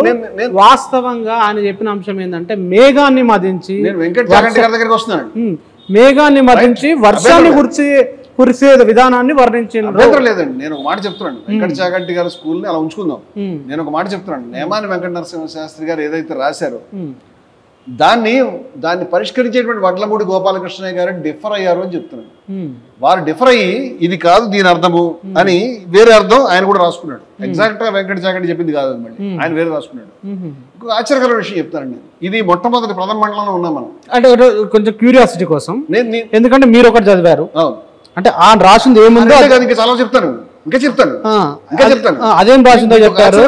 వెంకట చాగంటి ఒకటి చెప్పారు, వెంకట చాగంటి చెప్పింది కూడా ఇక్కడ ప్లే చేస్తాను.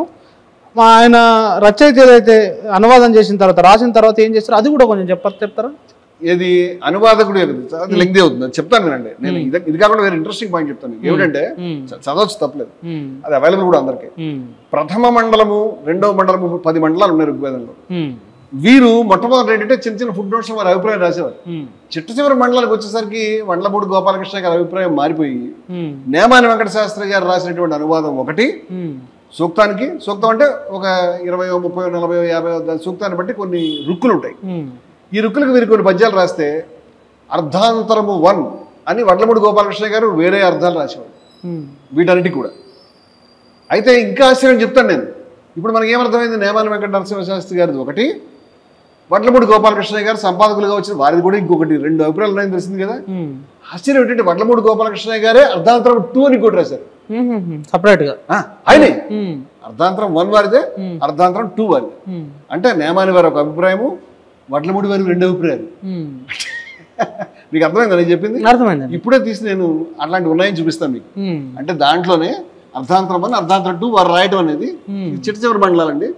చిట్ట చివరి మండలానికి వచ్చేసరికి వారి అభిప్రాయాలు ఆ విధంగా ఉన్నాయి. మీరు పేజీలో ఎక్కడ తీసి చూసినా అది కనిపిస్తుంది మీకు.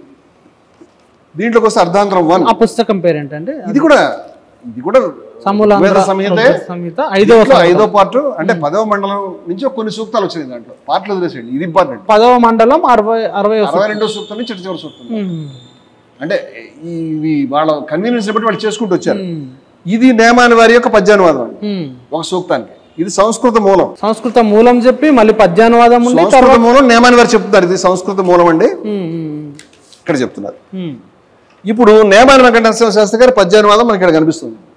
ఇక్కడ మీరు చూస్తే అర్ధాంతరం 1 అని ఉంది. అర్ధాంతరం 1 ఎవరిదండి? వడ్లమూడి గోపాలకృష్ణ గారు. ఇప్పుడు వారు ఊరుకోవచ్చు కదా నేను ఒక అర్థం చెప్పానని.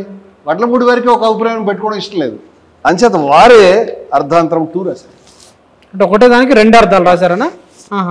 ఒక సూక్తాన్ని రెండు పద్యాలు సెట్ రాసుకుంటూ వచ్చారండి. ఈయన ఒకటి రాస్తే నిన్ను పరిష్కరించమంటే ఆయన 2 రాసి పెట్టు, ఇప్పుడు 3 అయినాయి. టీటీడీ వాళ్ళ పుస్తకం చదివితే వడ్లమూడి వారి 2 అభిప్రాయాలు, నేమాని వారిది ఒక అభిప్రాయం. మనం దేనికి రాగలుగుతాం? నేను ఏమని రాగలుగుతానంటే ఒక విషయం మీద అనేక అభిప్రాయాలు ఉంటాయి అని రాగలుగుతాను.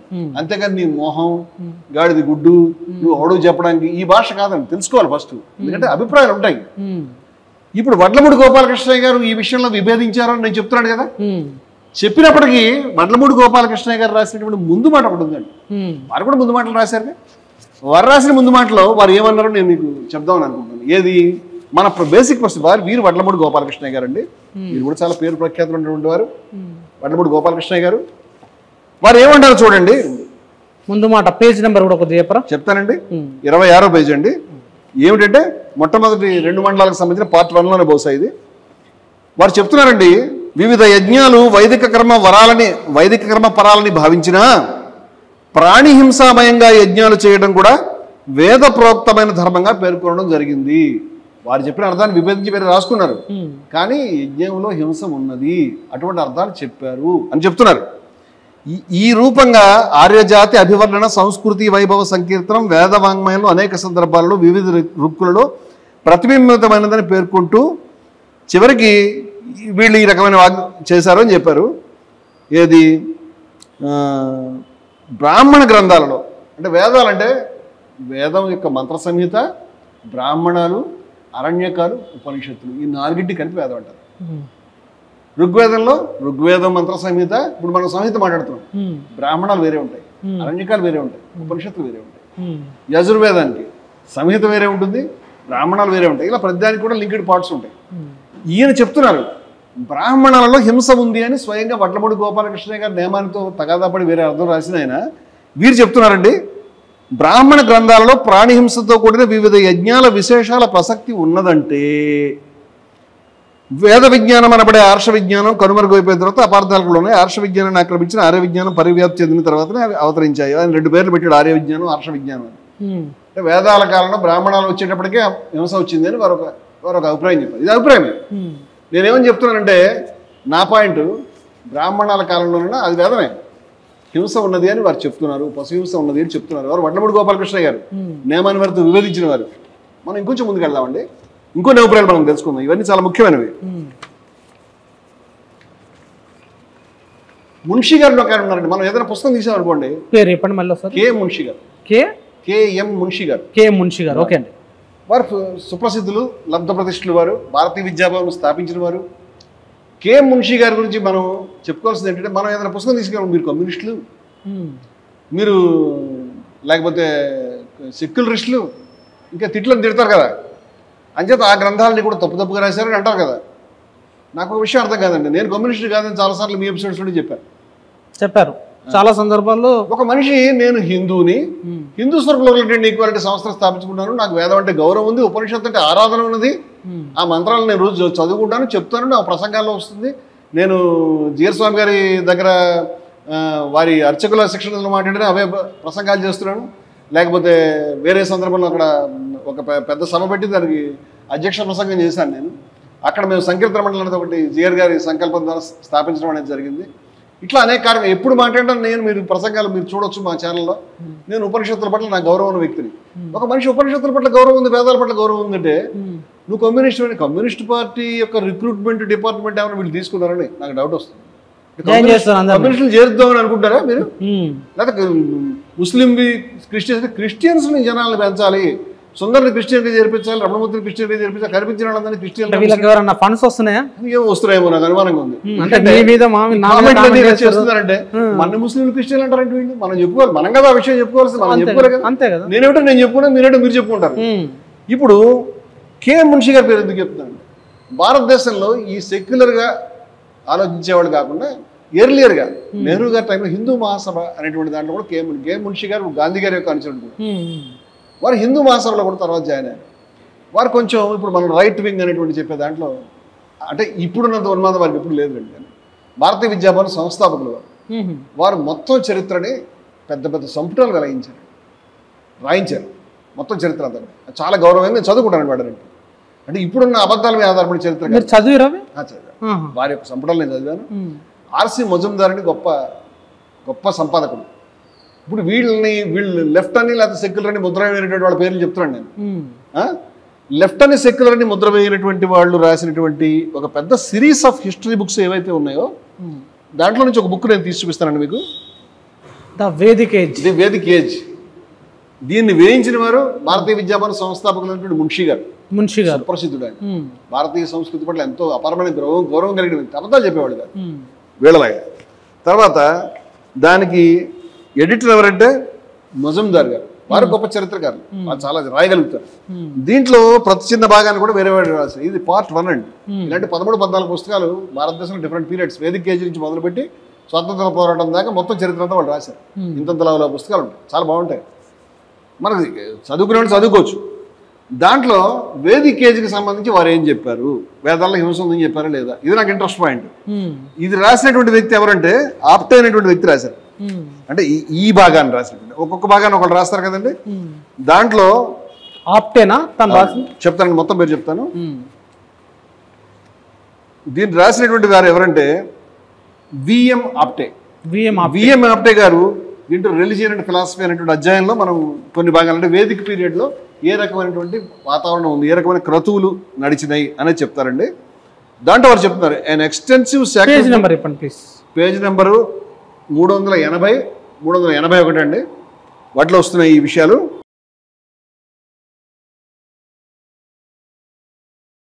The common meal of the priests and the sacrificial victim may only be looked upon as a bare hint in that direction. అంటే ప్రీస్ట్ అంటే పూజారి, పూజారి. ఆ యజ్ఞాన్ని నిర్వహించినటువంటి బ్రాహ్మణుడు, ఇవాళ భాషలో అధ్వర్యుడు, లేకపోతే ఋత్విక్కు, ఆ ఋత్విజుడు, అది నిర్వహించినవాడు. ఆయన ఏం తినేవాడు అంటే అక్కడ ఏం బలిస్తారో దానే తింటాడు, వేరే దాన్ని తినే అవకాశం లేదు. ఆ మాట చెప్తున్నారండి. The common meal of the priests on the sacrificial victim. Sacrificial victim అంటే ఎవరిని బలిచ్చారో ఆ బాధితుడు, అంటే ఆ పశువు, దాన్నే వాళ్ళు తింటారు. Maybe only be looked upon as a bare hint in that direction. అది చూస్తే మనం వారు ఏం తింటారో మనం అర్థం చేసుకోవచ్చు. Because the priests believed that this meal brought them into a special relationship with the god. యజ్ఞ పశువుని, అది ఆవు కావచ్చు, ఎద్దు కావచ్చు, లేకపోతే గుర్రం కావచ్చు, మేక కావచ్చు, అసలు ఎన్ని జంతువులు బలిచ్చారో లెక్కలు ఉన్నాయి, అవన్నీ కూడా చెప్తాను నేను. ఇవన్నీ కూడా తినడం ద్వారా ఈ ఋత్వికు దేవుడితో ప్రత్యేకమైన సంబంధంలో ఉన్నట్టుగా తను భావించుకునేవాడు. కమ్యూనిస్టులు చెప్పలేదు, సెక్యులర్స్ చెప్పలేదు, లేదా మీరు తిట్టేటువంటి వాళ్ళు ఎవరు చెప్పలేదు, మీరు రొమిలా తాపర్ బుక్కులు కోట్ చేయట్లేదు. నేను ఆర్సి మజుందార్ గారి, కేఎం మున్షి గారు ప్రింట్ చేసినటువంటి పుస్తకాలను చూపిస్తున్నాను. ఈ విధంగా ఋత్వికులు ఆ రోజుల్లో ఆ రకమైన దాన్ని తినేవారు. with the God who by sharing it with them acquired a part of the same nature as themselves. It is doubtful whether they deemed themselves to be consuming the victim. వాళ్ళు తింటామని అనుకోలేదు, వాళ్ళు కేవలం దేవుడితో సంబంధం డెవలప్ చేసుకోవడానికి ప్రసాదంగా దాన్ని తీసుకున్నారు అని చెప్తున్నాడు. ఎలాగైతే తిన్నారు వాళ్ళు అని చెప్పాడు. an extensive sacrificial area with the 3 altars, ఏ రకంగా యజ్ఞ వేదికలు అవి కట్టారని చెప్పారు. Animal sacrifices are indicated by the apri suktas and the horse sacrifice Ashwamedha was undoubtedly performed. అంటే అశ్వమేధం అంటే ఈ గుర్రాన్ని చంపేటువంటి యజ్ఞం ఖచ్చితంగా నిస్సందేహంగా అది చేయబడింది. The Purusha Sukta does not describe an actual human sacrifice. పురుష సూక్తం మీకు బాగా వినుంటారు, బ్రాహ్మణస్య ముఖమాసీత. దాంట్లో విశ్వపురుషుడు ఊహించిన తర్వాత ఆ విశ్వపురుషుడిని అదే సూక్తంలో కట్ చేస్తారండి ముక్కలుగా, అంటే బలిస్తారు. ఎవరి ముఖం నుంచి నరబలి ఉందా? నరబలి ఉందా? పురుష సూక్తంలో ఉంది. అంటే దాన్ని మనం నరబలిగా ఎగ్జాక్ట్ తీసుకోలేము, కానీ వేదంలో పురుష సూక్తంలో ఈ మాటలు వస్తాయి. అయితే ఆయన మాట్లాడుతున్నాడు పురుష సూక్తం డస్ నాట్ డిస్క్రైబ్. ఏముంది దీంట్లో చెప్తానంటే పురుష సూక్తం కాబట్టి మనం తీసి చూసుకోవచ్చు. కానీ పురుష సూక్తంలో బ్రాహ్మణుడు ముఖం నుంచి వస్తాడు, క్షత్రియులు, ఇవన్నీ చెప్పిన తర్వాత ఆ విశ్వపురుషుడి గురించి వర్ణించేటప్పుడు అతన్ని చిట్ట చివరిని భరిస్తారు. అతని నుంచి నక్షత్రాలు, చుక్కలు, చంద్రుడు, లేకపోతే ఆకాశము, లేకపోతే రకరకాల రూపరస గంధాలు, లేకపోతే జంతువులు, ప్రాణికోటి అన్నీ వస్తారు, అతన్ని బలిస్తారు. అది జరుగుతుంది. అంటే ఆయన దేవుడా కాదా విశ్వపురుషుడు అనేది అది వేరే చర్చ, దాంట్లో పోవట్లేదు. అది మాట్లాడుతున్నాడు ఇక్కడ. ఏమంటాడంటే the Purusha Sukta does not describe an actual human sacrifice. నరబలిని అది చెప్పకపోవచ్చు, నిజమైంది కాకపోవచ్చు అది, but merely preserves in all probability the memory of it as it was performed in the prehistoric times. పురాతనమైనటువంటి చారిత్రక కాలాల్లో, చరిత్రకు ముందు కాలాల్లో అప్పుడు మనుషులు నరబలి ఇచ్చి ఉండొచ్చు. ఈ నరబలిని వాళ్ళు రికార్డ్ చేసుకుని ఇప్పుడు చెప్తున్నారు. అలవాటు ఉంది వాళ్ళకి, అంటే ఆర్యులకి, లేకపోతే ఆ కాలంలో ఉన్నటువంటి సమూహం ఎవరైతే ఉన్నారో వాళ్ళ జ్ఞాపకంలో ఉంది కాబట్టి వాళ్ళు చెప్తున్నారు. అప్పుడు చేయలేదేమో అంటాడు ఇది, కానీ నరబలి అనేటువంటి విషయం చెప్తున్నాడు. అలాగే the Shunahshepa hymn of the Rigveda. ఋగ్వేదంలో సునశ్శేపుడు కథ వస్తున్నాడు. ఇది కూడా మనం తెలుసుకోవాలి. సునశ్శేపుడు ఈ సునశ్శేపుడు కథ మనకు ఋగ్వేదంలో కాదండి, రామాయణంలో కూడా వస్తుంది. నేను ఇవాళ రామాయణం కూడా తీసుకొచ్చానండి, అవసరమైతే చదివినిపిద్దామని. బాలకాండలో వస్తుంది మనకి రామాయణంలో. సునశ్శేపుడు కథ సుప్రసిద్ధం అండి. సునశ్శేపుడిని ఒక రాజుగారు, అయోధ్యకు సంబంధించినటువంటి రాజుగారు, అంబరీషుడు అనేటువంటి రాజుగారు ఒక యజ్ఞం చేద్దాము అని అనుకున్నప్పుడు వాళ్ళ ఋత్వికులు ఏమని చెప్తారంటే మనిషిని కావాలి, ఎందుకంటే యజ్ఞ పశువు ఏదో దొంగిలించడం జరుగుతుంది. వారు ఏం చెప్తారంటే మాకు మనిషిని తీసుకురా అని చెప్తారు. ఈయన మొత్తం రాజ్యం అంతా తిరుగుతాడు. ఏమంటే నేను 1,00,000 ఆవులు ఇస్తాను, లేదా 1000 ఆవులు ఇస్తాను, నాకు ఎవరన్నా మనిషి కావాలని. ఒక పేద బ్రాహ్మణుడు ఇంటికి వెళ్ళిన తర్వాత ఆ పేద బ్రాహ్మణుడు ఆవులు కాసిపడతాడు, కానీ మా పెద్ద కొడుకు నేను ఇవ్వనని చెప్తాడు. వాళ్ళ అమ్మ చెప్తుంది నేను 3వ వాడిని నేను ఇవ్వను, నాకు చిన్నవాడు అంటే నాకు చాలా ఇష్టం అండి. మధ్యవాడు సమస్యపు. ఇతను తండ్రి చెప్పలేదు, తల్లి చెప్పలేదు. ఇతను అంటాడు నాన్నగారేమో అన్నయ్య నేను చెప్తున్నారు ఇవ్వనని, అమ్మేమో తమ్ముడిని ఇవ్వనంటుంది, నేనే మిగిలిన మధ్యలో, నన్ను వాళ్ళు ఏమో అనలేదు కదా, నన్ను తీసుకెళ్ళండి అని చెప్తాడు. తీసుకెళ్ళండి అని చెప్పి ఏడుస్తుంటాడు. దానంతా సునశ్శేపుడు బాధపడతా ఉంటాడు. అట్లా విశ్వామిత్రుడు కలుస్తాడు. విశ్వామిత్రుడు కలిసినప్పుడు విశ్వామిత్రుడు ఈ పిల్లవాడి బాధ చూసి ఆయన మేనమామ ఏదవుతాడు. ఆయన బాధపడి ఇతనికి కొన్ని మంత్రాలు నేర్పిస్తాడు. ఇతనికి విశ్వామిత్రుడికి కొడుకులు ఉంటారు, అది 100 మందో ఎంతమంది ఉంటారు, వాళ్ళలో ఆయన తరఫున మీరు ఎవరైనా వెళ్ళాలంటే మేము వెళ్ళమని చెప్తాను. అప్పుడు మీరంతా కూడా చండాలు అయిపోండి, లేకపోతే పులిందులు అయిపోండి, లేకపోతే ఇంకోటి అయిపోండి అని తిడతాడు, శాపం ఇస్తాడు. దాంట్లో ఆంధ్రులు అనేటువంటి శబ్దం వస్తుంది. అంచేత ఆంధ్ర శబ్దం వేదకాలంలోనే ఉందని, దానికి ప్రాచీనత ఉందని చెప్తారు. అది వేరే కథ. సునస్సేపుడి కథ రుజువు ఏమిటంటే నరబలి ఉన్నది, జరిగింది. ఇది రామాయణంలో వచ్చింది, ఋగ్వేదంలో వచ్చింది. కట్టేస్తారు, సునస్సేపుని చంపేస్తారా కథలో. యజ్ఞంలో బలిచ్చేటువంటి ఒక పోస్ట్ ఏదైతే దేనికైతే జంతువులు కానీ మనిషి కానీ కట్టేస్తారో దాన్ని యూపస్తంభము అంటారు. ఈ యూపస్తంభానికి తాళ్ళు పెట్టేసి సునస్సేపుడిని కట్టేస్తారు. అతను ఏడుస్తా ఈ విశ్వామిత్రుడు చెప్పినటువంటి ప్రేయర్ చేస్తాడు.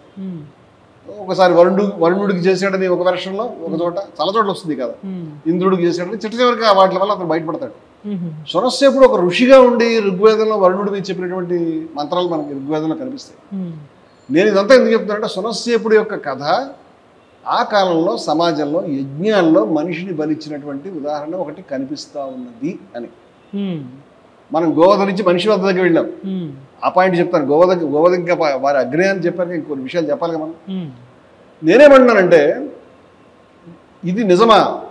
మేము చదువుకునేటువంటి రోజుల్లో విశ్వనాథ సత్యనారాయణ గారి యొక్క శిష్యురాలు, ఆవిడ పేరు మల్లాది వసుంధర అండి. ఆవిడ నరమేధం అని ఒక నవల రాసింది. మాకు టెక్స్ట్ బుక్ పెట్టారని మేము చదువుకున్నాం. అది ఆంధ్ర ప్రాంతంలో విష్ణుకుండిన రాజులు చారిత్రకంగా నరబలి చేశారు. విష్ణుకుండినులు వాళ్ళు చారిత్రకంగా నరబలి చేశారు అనేటువంటి విషయం మీద ఆవిడ నరమేధము అనేటువంటి నవల్లో సబ్జెక్ట్ అండి, ఆవిడ రాసినటువంటి సబ్జెక్టు. మీకు సబ్జెక్ట్గా ఉండేనండి? చదువుకున్నాను, అంటేలో చదువుకున్నాను దాన్ని. నాకు మొన్న గుర్తొచ్చింది దాన్ని. నేను నెట్లోకి పోయి ఆ నవల మళ్ళీ ఎక్కడో దొరికింది, అదృష్టవశాత్తు దాన్ని డౌన్లోడ్ చేసుకుని మీరు కూడా చేసుకోవచ్చు కావాలంటే.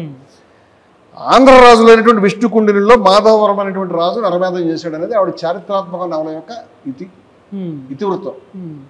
అంటే యాగాల్లో నరమేధం ఉన్నది. విశ్వనాథ సత్యనారాయణ గారు శిష్యురాలు ఆవిడ. నేను రామాయణం చెప్తున్నాను, నేను వేదం చూపిస్తున్నాను, ఇప్పుడు చరిత్రలో కూడా ఇది జరిగింది అనేటువంటిది ఆవిడ చెప్తోంది. అది ఫిక్షన్ కావచ్చు. అది అంటే నేనంటానంటే నిప్పులు ఎక్కడ పొగ అయితే రాదు. అంచేత నరమేధానికి సంబంధించిన విషయమే ఉంది. ఇప్పుడు మొహం అని ఆవు గురించి అన్ని మాటలు అన్నారు. ఇప్పుడు నరమేధం అంటే ఏమంటారు మిమ్మల్ని నన్ను, అది కొంచెం భయంగా ఉందండి. ధైర్యం చెప్తే ముందుకెడదాం మనం. ఇప్పుడు అంటే అక్కడ ఆయన చెప్పిన దాంట్లో ఈయన గణపాటి గారు కాకుండా వెంకట చాగంటి గారు దాని అర్థం, మీరు దాని వేరే అర్థం చెప్తున్నారు అని ఏం చెప్తున్నారంటే వేదంలో ఒక సూక్తానికి రకరకాలుగా భాష్యాలు అర్థాలు రాసిన వాళ్ళు ఉన్నారండి. అలా లేకుండా మనకు లేదు. ఇప్పుడు గీత ఉన్నది, గీతకి వేరే వేరే భాష్యాలు ఎన్ని పుస్తకాలు అంటే పుస్తకాలు దొరుకుతాయి. లేకపోతే ఉపనిషత్తులు ఉన్నాయి, బ్రహ్మసూత్రాలు ఉన్నాయి. ఆదిశంకర్లో ఒక భాష్యం రాశారు, మధ్వాచార్యులు ఒకటి రాశారు, రామానుజాచార్యులు ఒకటి రాశారు, మరొకళ్ళు ఒకటి రాశారు, రాస్తూనే ఉంటారు. అంటే ఒకదాంతో ఒకటి కలవు. దాని గురించి ఏంది జుట్టు పీకోవాలి, దేని ప్రాతిపదికగా తీసుకోవాలి మరి మనం? నేనేమంటే సరైనదని మనం భావించాలి. మనం కూడా లోపలికి వెళ్ళి ఇప్పుడు ఒక పదానికి చాలా అర్థాలు ఉంటాయి. ఈ అర్థమే తీసుకుందామా, ఈ అర్థమే తీసుకుందామా, ఇంగ్లీష్లో అన్నా తెలుగులో ఒక పదానికి నానా అర్థాలని మీరు సినోనిమ్స్ అని అంటోనిమ్స్ అని మీకు వచ్చి పడిపోతాయి.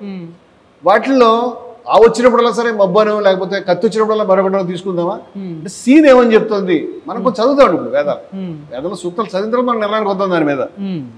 ఇప్పుడు నేను ఇంకొన్ని అభిప్రాయాలు చెప్తానండి ఈ విషయం మీద. ఇందాక మున్షి గారు వారి అభిప్రాయం చెప్పాను నేను. అలాగే నండూరు రామ్మోహన్ రావు గారి పేరు మీరు వింటారు. నండూరు రామ్మోహన్ రావు గారు తెలుగుదేశానికి జ్ఞానభిక్ష పెట్టినటువంటి వారని నా వ్యక్తిగత ఉద్దేశం. కోపడతారు మళ్ళీ ఎవరండి, నాకు వారంటే చాలా అభిమానం అండి. ఇది మేము ఇంటర్మీడియట్ చదువుకునేటప్పుడు వారు పాశ్చాత్య విశ్వదర్శనాన్ని తర్వాత భారతీయ తత్వ విశ్వదర్శనాన్ని రాశారండి. ఈ పుస్తకం పూర్తిగా శిథిలమయ్యే దర్శనం నా దగ్గర ఉన్నదండి. విశ్వదర్శనం ప్రసిద్ధమైన పుస్తకం ఇది. నండూరి రామ్మోహన్ రావు గారిని గౌరవించిన వాళ్ళు ఎవరు లేరు. ఆయన రాసినటువంటి పుస్తకంలో వేదాలు, ఉపనిషత్తులు, బౌద్ధము, జైనము, లేకపోతే తర్కము, లేకపోతే షడ్దర్శనాలు, లేకపోతే అజీవకులు, లేకపోతే సాంఖ్యము, సమస్తం టాగోరు, గాంధీ దాకా కూడా ఆయన ఆ ఇండియన్ ఫిలాసఫీని అలాగే వెస్ట్రన్ ఫిలాసఫీని అప్పుడెప్పుడో హెరాక్లిటస్ నుంచి మొదలు పెట్టుకుని మార్క్స్ దాకా అన్ని కూడా రాసినటువంటి మహానుభావుడైన ఫిలాసఫీ మీద. సైన్స్ కూడా గొప్పగా రాశాడు, విశ్వరూపం అని. వారి రచన చాలా గొప్పగా ఉంటే ఆంధ్రజ్యోతి ఎడిటర్గా ఉండేవారు వారు. ఇక్కడ కొన్ని విషయాలు మనం అర్థం చేసుకోవాలండి. నండూరు రామ్మోహన్ రావు గారు ఈ వేదానికి సంబంధించి ఉపనిషత్తులకు సంబంధించి రాస్తున్నప్పుడు ఈ మాటలు రాస్తున్నారండి. పేజీ నెంబరు 77 అండి.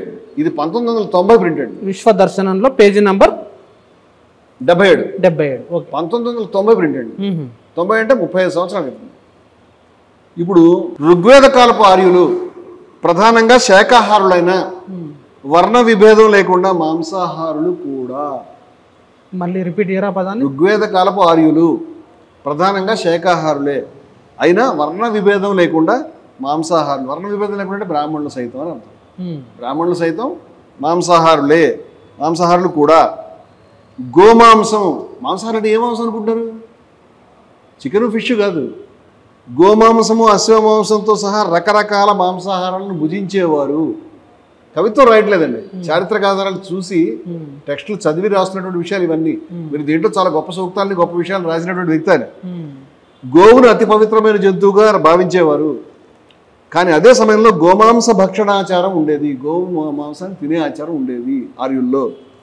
అతిథి వచ్చాడంటే గోమాంసం వండేవారు. అందుకే అతిథికి గోగ్రుడు అనే పేరు వచ్చింది. నేను ఇందాక చెప్పిన విషయం మీరు చెప్తున్నారండి. నేను వారు చెప్పిన తర్వాత నేను చెప్పానంటే న్యాయంగా ఉంటుంది. వారు చూసి నేర్చుకున్నాం. అదేవిధంగా గో సంపద తరిగిపోతూ ఉండడం వలనేమి, బౌద్ధ జైన మతాల ప్రభావం వలనేమి తర్వాత కాలంలో గోవధ హిందువుల్లో పూర్తిగా నిషిద్ధమైంది అని చెప్పారు. ఇది వారు రాశారు నండూరు రామ్మోహన్ రావు గారు. వారు చెప్పింది వర్ణ విభేదాలు లేకుండా అన్ని మాంసాలు తిన్నారు, గోమాంసం తిన్నారు అని వారు స్పష్టంగా రాశారు. వారు వేద సూక్తాలు చదివే రాశారు. ఇప్పుడు నండూరు రామ్మోహన్ రావు గారిని ఘనపాటి గారు మీ ముఖం అని కూడా అనాలండి. ఇది చాలా లిస్ట్ ఉందండి దీనికి. దీన్ని కూడా పక్కన పెడుతున్నానండి నేను.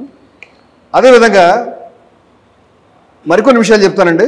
మీరు కృష్ణ చైతన్య ఉద్యమాన్ని, వీళ్ళు ఇస్కాన్ గురించి మీకు తెలుసు కదండి. ఇస్కాన్ వాళ్ళు. అవునండి.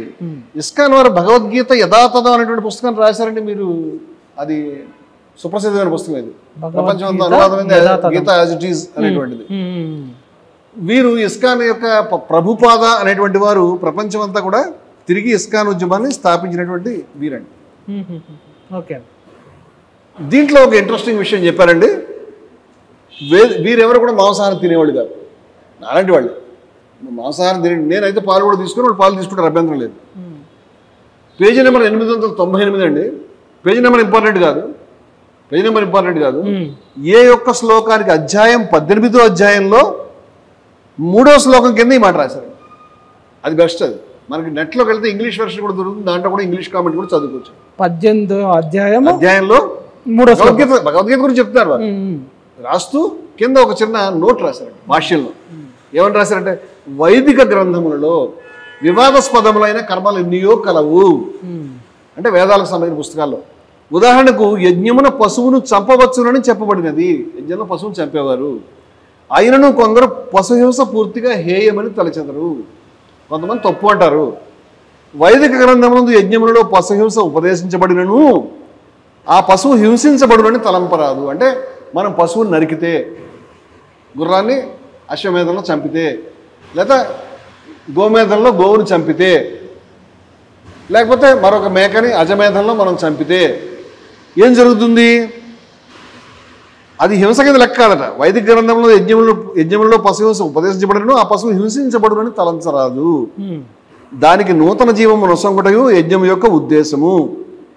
యజ్ఞమును చంపబడిన తర్వాత ఒక్కొక్కప్పుడు ఆ పశువునకు నూతన జంతు జీవితం వసంగబడును. అంటే మంచి లైఫ్ నెక్స్ట్ టైం వస్తుంది అని. ఒక్కొక్కప్పుడు అది వెంటనే మనిషి రూప జీవితం ఉద్ధరించబడి మనిషి కింద కూడా పుట్టొచ్చు. అది దానికి మంచి జరుగుతుంది. వీరు మాంసాహారానికి వ్యతిరేకంగా చెప్తారు. ఇది మాంసాహారం వాళ్ళ శాఖలో ఎవరు కూడా తినరు, కానీ వేదంలో ఉంది అంటున్నారు, తప్పు లేదు అంటున్నారు. నాకు తెలిసి ప్రధానమైనటువంటి హిందూ శాఖలని చెప్పే విషయం ఇదే. మీరు ఇందాక అన్నారు నన్ను ఈ అభిప్రాయాలు ఎవరు ఎక్కువ ఉన్నారండి. నేను దయానంద సరస్వతి అంటే మిగతా అభిప్రాయాలు ఇలాగే వస్తాయండి. ఇప్పుడు నేను చెప్తానండి, ఇస్కాన్ అయిపోయింది కదా, మరికొన్ని అభిప్రాయాలు చూద్దామండి మనం. కృష్ణ యజుర్వేదీయ తైత్రీయ సంహిత. ఇందాక యజుర్వేదం గురించి మనం మాట్లాడుకున్నాం కదండి. చెప్పండి, అది ఏ పుస్తకం అండి? అది తిరుమల తిరుపతి దేవస్థానం వాళ్ళు ఏ విధంగా నేమాని వెంకట నరసింహ శాస్త్రి గారిది అనువాదం వేశారో మిగతా వేదాలు కూడా వాళ్ళు ప్రయత్నం చేశారు. ఇది యజుర్వేదం అండి. యజుర్వేదంలో ఇది కృష్ణ యజుర్వేదంలో ఒక పర్టికులర్ కాండ మాత్రమే. ఇది 7వ కాండ, 7వ కాండము, ఇది 6వ కాండము. చాలా కాండాలు ఉంటాయి ఒక వేదంలో, ఒక కృష్ణ యజుర్వేదంలో ఉన్నాయి. దీన్ని ఎవరు చేశారయ్యా అంటే అనువాదము శిరోమణి భాషా ప్రవీణ తర్క వ్యాకరణ పూర్వోత్తర మీమాంసా విశారద శ్రీ రామవరపు కృష్ణమూర్తి శాస్త్రి గారు రాశారు. ఈ అనువాదం చేసిన వారు వేదాన్ని అనువాదం చేశారు. ఏమండి, రామవరపు కృష్ణమూర్తి శాస్త్రి గారు గురుముఖత చదివారు లేదో, గణపాటి గారి చేతకు వీరు కూడా తిట్లు తింటారో మనకు తెలియదు. ఇప్పుడు వారు ఏం చెప్పారో ఒక మాట చెప్తానండి. వారు ఒక సమీక్ష చేశారండి 6వ కాండం అయిపోయిన తర్వాత. అంటే కాండం లోపల కూడా మనం వెళ్తామండి, వెళ్ళకుండా ఉండవు. నేను జస్ట్ వారి ఒక అభిప్రాయాన్ని టచ్ చేసి వెళదామన్న ఉద్దేశంతో ఉన్నాను. ఇంత పండితులు కదా, లోపలికి వెళ్ళారు కదా, వారు ఏం చెప్తారండి. అగ్నిష్టోమం అనేది ఒక యజ్ఞం అండి, దాని గురించి చెప్తున్నారు వాడు. దాంట్లో పశ్వాంగ యూపఛేదనము, యూపస్తంభం అంటే బలిచ్చేటువంటి ఆ పోస్ట్ అని చెప్తున్నాను కదా. నిర్దిష్ట ప్రదేశం ముందు స్థాపనము అంటే దాన్ని ఓ దగ్గర నిలబెట్టడం. స్థాపితమైన యూపమునకు యజ్ఞ పశు బంధనము, పశువుని తీసుకొచ్చి దాన్ని కట్టేయటం. తదుపాకరణము పశు విశేషణము. పశు విశేషణం అంటే నరకడం, పశువుని చంపడం. వపోత్ఖేదనము, వప అంటే పొట్ట లోపల ఉండేటువంటి ఒక పొర. ఆ జంతువులకి, బహుశా మనకు కూడా కొవ్వు అని కూడా ఒక అర్థం, రకరకాల అర్థాలు ఉన్నాయి. ఈ వప అనేది ఒకప్పుడు శ్రాద్ధంలో వాడేవారు. రామాయణంలో కూడా మేక పొట్టలో నుంచి ఒక ఉల్లి పొర లాంటి పేపర్ ఒక పొరం తీసుకొచ్చి రావణాసుడు ముఖం మీద ఆయన శ్రాద్ధం టైంలో కప్పినట్టుగా నేను రామాయణం చదివాను. ఇప్పుడు శ్రాద్ధాల్లో బ్రాహ్మణులు ఎందుకు చేయట్లేదు తెలియట్లే, కానీ వప అనేటువంటిది ఇది వప మనకు మళ్ళీ మళ్ళీ వస్తుంది. వపోత్ఖేదనము, వసాహోమము, వపవస రెండు ఒకటే. ఇలాగా అనేకమైనటువంటి విషయాలు. గుదకాండ హోమము, గుదకాండం అంటే జంతువు యొక్క గుదము అంటే మలం వెళ్ళేటువంటి మలద్వారం, దాన్ని 3-4 ముక్కలు చేసి దాన్ని వేరే వేరే యజ్ఞం చేస్తారు. అవన్నీ ఉన్నాయి వివరంగా. గుదకాండ హోమము వరుసముగా విహితములైనవి ఇవన్నీ చెప్పబడ్డాయని చెప్తారు. ఇవన్నీ రాశారు, చెప్పారు, చేశారు. ఇది వేదాన్ని అనువదించి దాని లోపలికి వెళ్ళి చూసిన వారి యొక్క అభిప్రాయం. వీరిని గణపతి గారు కొంచెం వీరిని మీ ముఖం అని అనండి. మీరు చాలా పాటలు చేస్తారన్నారు కదా, ఇంకా చాలా ముఖాలు మీ ముందు పెడతారండి. అదేవిధంగా ఇప్పుడు కంచి పీఠాధిపతులు చంద్రశేఖర సరస్వతి గారి పేరు మీరు విన్నా? ఆయన పుస్తకం ఉందా? ఓహో, హిందూ ధర్మ, భారతీయ విద్యాభవనంలో వేశారండి. The universal way of life. నేను విజయ విహారంలో ఉన్నప్పుడే 25 ఏళ్ల క్రితమే శంకర పీఠాధిపతులు వంకర భావాలని పుస్తకం వేశారు.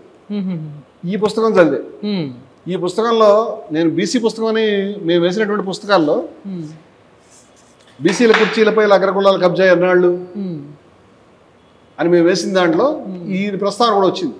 ఎందుకంటే కుల వ్యవస్థను సమర్థించి కింది కులాలు నీచంగానే ఉండాలని చెప్పి, అందరికీ కూడా బాల్య వివాహాలు చేయమని చెప్పి, స్త్రీలకి స్వతంత్రం, అధికారం, ఉద్యోగం చేసుకుని ఆ బాల్య వివాహాలు చిన్నప్పుడు పెళ్లి చేసేమని చెప్పాడు. అసలు వాళ్ళకి విద్య అక్కర్లేదని చెప్పి ఇలా చాలా నీచమైన విషయాలు ఆయన రాశాడు. అందువల్ల ఆగ్రహంతో వంకర భావాలు అన్నారండి, వేరే ఏం లేదు. అయితే యజ్ఞయాగాల గురించి వారు ఏం చెప్పారో నేను ఆ రోజు చేసినటువంటి అనువాదంలో చెప్పానండి. పుస్తకం వెనకబడినట్టు. ఓకే, ఇది నేను ట్రాన్స్లేట్ చేసి వారి అభిప్రాయాలు విమర్శిస్తూ వేసింది. దీంట్లో క్యాస్టే ప్రధానం, కానీ వారి యొక్క అభిప్రాయాలు నేను చెప్తానండి. ఈ పుస్తకంలో 182 పేజీ అండి. ఇది భారతీయ విద్యాభవన్ వాళ్ళు వేశారు. భారతీయ విద్యాభవన్ గురించి ఇందాక మనం తలుచుకున్నాం, కే మున్షి గారిది. మున్షి గారు మనకు కూడా భారతీయ విద్యాభవన్ ఇక్కడ హైదరాబాద్లో ఉంది కదా, దేశం అంతా కూడా పెద్ద ఇన్స్టిట్యూట్ అది. దాంట్లో వారు చెప్తున్నారండి, ఈ మధ్వాచార్యుల యొక్క అభిప్రాయం ఒకటి ఉందండి. It is also used to purify other sacrificial materials. In fact this is obligatory in number of sacrifices the vapa. ఇందాక చెప్పాను వపా అని. ఫ్యాట్ ఆర్ మ్యారో, కొవ్వు కానీ మ్యారో అంటే ఎముకల లోపల ఉండేటువంటి మజ్జ కానీ అయి ఉంటుంది. ఆఫ్ యానిమల్స్ ఈజ్ ఆఫర్డ్, దాన్ని యజ్ఞంలో వాడేవారు. వారు చెప్తున్నారు వారిని నడిచే దేవుడని అన్ని పూజా గృహాల్లో హిందువులు చాలామంది ఇళ్లలో పెట్టుకుంటారు. కులం మీద లేకపోతే ఆడవాళ్ళని చదువు చెప్పొద్దు ఇంట్లో పెట్టమని కోపంగానే రాశాను, కానీ అభిప్రాయాల మీద తప్పితే నాకు వేరే రకమైనటువంటి కోపం ఆయన మీద ఏమీ లేదు. నాకు ఎవరి మీద కోపం లేదు. అందువల్ల వారు చెప్తున్నటువంటి విషయం ఏంటంటే ఈ రకంగా యజ్ఞాల్లో ఇది వాడేవారు అని చెప్తున్నారు. చంద్రశేఖర సరస్వతి గారిని కూడా గణపతి గారు ఒక వీడియో చేసి మీ ముఖం అని అనమని నేను కోరుకుంటాను.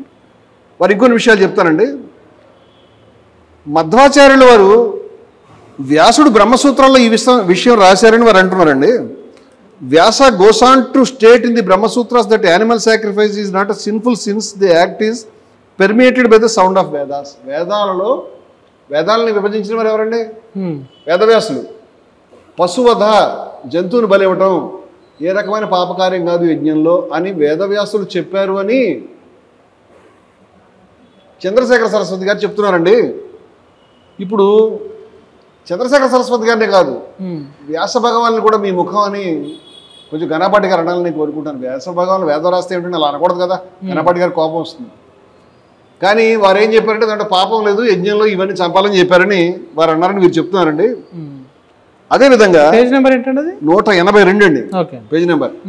ఈ సాక్రిఫిషియల్ కిల్లింగ్ జస్టిఫైడ్, యజ్ఞంలో ఇది బలిచ్చి చంపడం, సాక్రిఫైస్ అంటే బలి, వధ, ఇలా చంపడం అనేది జస్టిఫైడ్, న్యాయమేనా, దాన్ని సమర్థించవచ్చునా అని హెడ్డింగ్ పెట్టి వారు సమర్థించవచ్చు అని రాయడానికి చాలా రాసుకుంటూ వచ్చారు. అది రాయటమే కాకుండా ఈ వప అనేటువంటి దాన్ని యజ్ఞం చేస్తారని వారు చెప్తున్నారు కిందగా. తీసుకున్న తర్వాత ఈ వపాని చేయించేవాళ్ళు ఎవరంటే ఋత్విజులే కదా, ఋత్విజులు బ్రాహ్మలే కదా. మరి అదేమో జంతువు యొక్క పొట్టలో ఉండేటువంటి పుల్లి పొర లాంటిది, లేకపోతే ఇందాక మజ్జ, లేకపోతే కొవ్వు, ఇవన్నీ చదివాం కదండి. అది వారు తీసుకుంటారా? వారు ఏమని చెప్తున్నారంటే ఇన్ సాక్రిఫైజెస్, ఈ యొక్క యజ్ఞాలలో, in which the vapa of animals is offered, ఈ జంతువు యొక్క కొవ్వుని ఏదైతే యజ్ఞంలో ఉపయోగిస్తున్నారో హవిస్సుగా, only a tiny bit of the remains of the burnt offering, దాంట్లో వేసిన దాంట్లో కొంచెం కాలిన దాంట్లో ఆ వపని కొంచెం కాలిన దాన్ని, కొంచెం చిన్నదాన్ని ఈజ్ పార్టేకన్ ఆఫ్, దాన్ని తీసుకుంటారు. And of course in the form of ప్రసాదంలో తీసుకుంటారు. ఎవరు? బ్రాహ్మణులు. యజ్ఞం చేసినప్పుడు జంతువు యొక్క మాంసాన్ని, జంతువు యొక్క కొవ్వుని, వప అనేటువంటి దాన్ని యజ్ఞగుండం నుంచి వాళ్ళు ప్రసాదంగా స్వీకరిస్తారు అని చెప్తున్నారు వారు. చాగంటి ఇప్పుడు చాగంటి మరి ఎన్ని ఎపిసోడ్లు చేయాలి, గణపాటి గారు ఎన్ని ఎపిసోడ్ చేయాలి, చంద్రశేఖర సరస్వతి గారు వచ్చారు ఇప్పుడు మరి. అంతేకాకుండా ఇక్కడ అంటే నేను ఈ భాగాల్ని చక్కగా తెలుగులో కూడా అనువాదం చేశానండి వేరే పుస్తకంలో, అది నేను చదివినిపిస్తాను మీకు, అది ఇంకా ఈజీగా ఉంటుంది.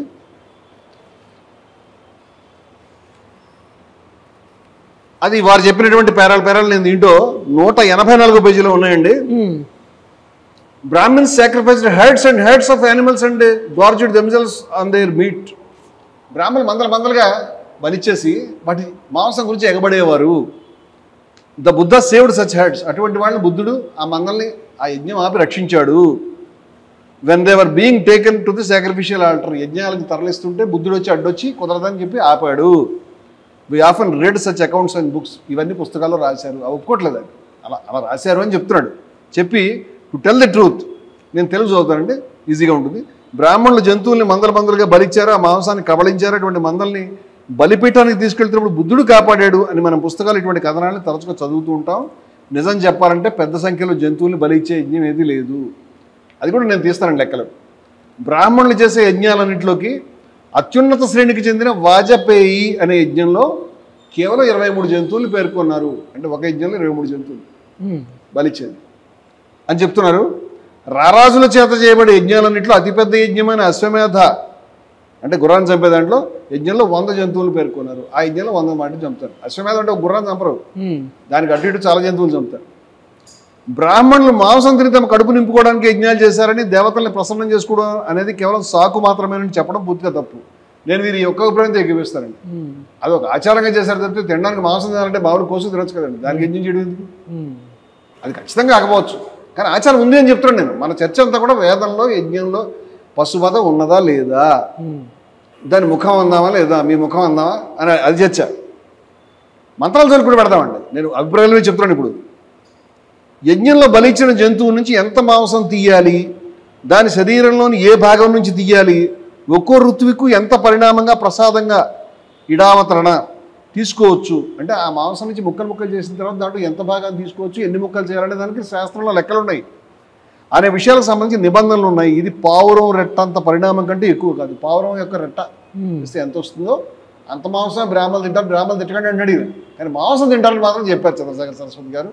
ఈ విషయాన్ని వారు ఏమంటారో నేను తెలుసుకుందాం అనుకుంటున్నాను. గణపాటి గారు కానీ చాగంటి వారు కానీ రుచి కోసం మరేమీ కలపకుండానే దీన్ని మింగాల్సి ఉంటుంది. అంటే ఆ మాంసం తింటున్నప్పుడు ఉప్పు వేసుకుని తిందాం, కారం ఉప్పు అలాంటివి వేసుకోకుండా శాస్త్రం చెప్పింది కాబట్టి తీసుకోవాలి అని చెప్తున్నారు. ఇప్పుడు ఒక రకమైనటువంటి అభిప్రాయం వచ్చిందండి.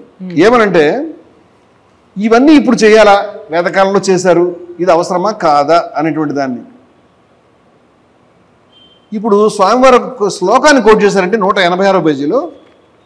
ఈ శ్లోకము అశ్వాలంబం, అలంబం అంటే వధించడమే, అశ్వమేధం అని.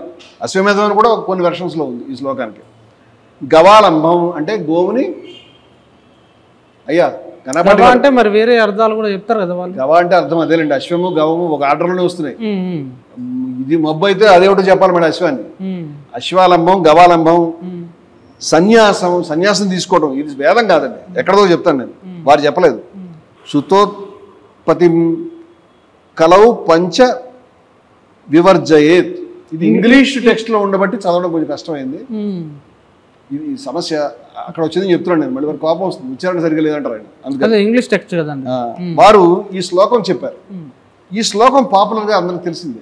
ఏమిటంటే దీంట్లో కొన్ని సబ్జెక్ట్స్ చెప్తున్నారు. ఒకటి అశ్వమేధం, రెండోది గోమేధం, మూడో సన్యాసం తీసుకోవడం, అలాగే పితృ కార్యాలు దానికి సంబంధించినటువంటి విషయాల్లో చేసేటువంటి తంతు, ఇవన్నీ కూడా ఇప్పుడు మానేసేయాలి కలియుగంలో, అప్పుడు జరిగేవి ఇప్పుడు అవసరం లేదు అని ఒక శ్లోకం ఉందట.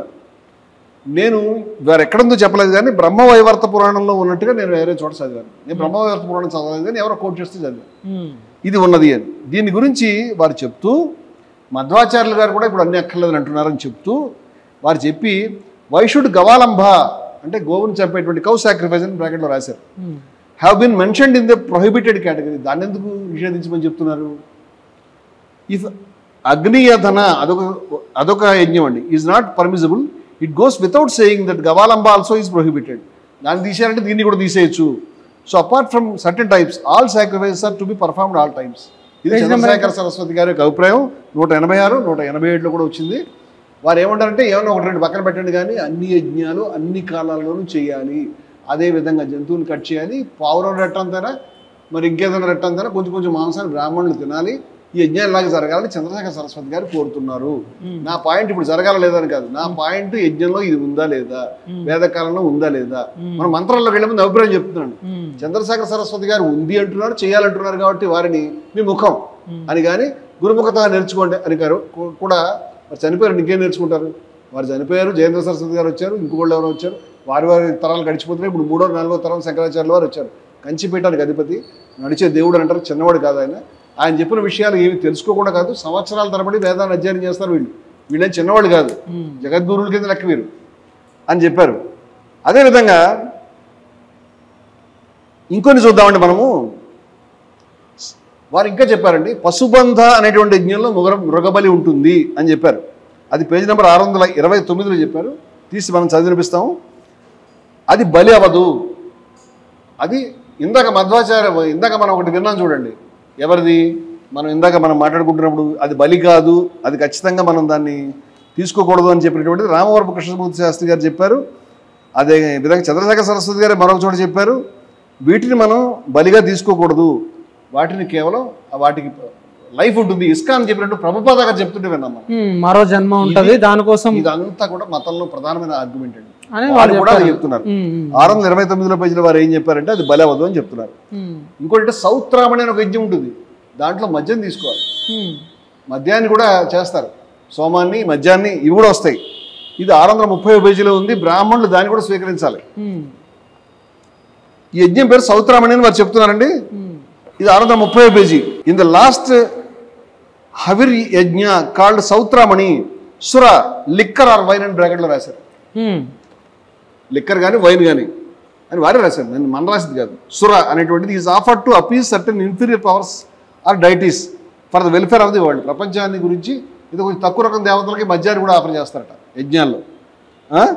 మరి చేస్తే ఋత్విజుడే తీసుకోవాలి దాన్ని మళ్ళీ ప్రసాదంగా ఇందాకట్లాగే. ఈ ఆచారం కూడా ఉన్నది.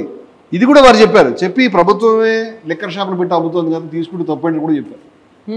దాన్ని సమర్థించారు వారు. ఇటువంటి ఆచారం కూడా ఉంది అంటే ఇప్పుడు మద్యం చర్చ ఇప్పటిదాకా మనకు రాలేదు, మరి వారు ఏమంటారో నాకు తెలియదు. సౌత్రామణి యజ్ఞం గురించి వారు చెప్తున్నారు, వారి అభిప్రాయాలు వీరు ఏమంటారో మనం చూడాలి. అలాగే ఇప్పుడు మనం డైరెక్ట్గా ఇంకొంచెం పెద్దవాళ్ళ దగ్గర వెళ్దామండి. వారు ఎవరంటే ఆదిశంకర్లు కూడా మాట్లాడారా 1000 సంవత్సరాల క్రితం. ఆదిశంకర్లు ఎవరి వారు జగద్గురువు అయినటువంటి ఆదిశంకర్ల యొక్క అభిప్రాయాలు మనం చూద్దామండి.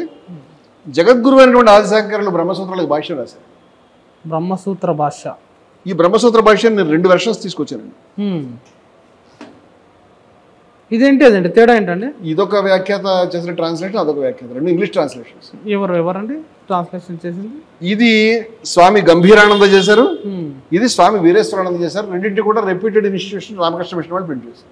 రామకృష్ణ మిషన్ వల్ల అంటే నాకు ఈ బ్రహ్మసూత్రాల మీద, వాటి భాష్యం మీద, శారీరక భాష్యం మీద నేను గతంలో రాసి ఉన్నాను. దీంట్లో అభ్యంతరకరమైన అపసూత్రాధికరణ మీద అటాక్ చేస్తున్నాము. అలాగే రామానుజులు రాసిన శ్రీభాష్యం మీద కూడా మేము మన వీడియో పెట్టున్నాము. అది దాంట్లో అభ్యంతరకరమైన భాగాలు, అది దీని గురించి ఇప్పుడు మాట్లాడడం, అది కులానికి సంబంధించింది. కానీ జంతు హింసకు సంబంధించి ఆదిశంకరులు ఏమని అంటున్నారు? ఆదిశంకరులకు వేదం తెలియదా? ఆదిశంకరులు ఏమి చదువుకోలేదా? ఆదిశంకరుల యొక్క అభిప్రాయం ఏంటో మనం తెలుసుకుంటే మనకి ఏమన్నారు, ఏ పేజ్ లో అన్నారు కొంచెం చెప్పరా?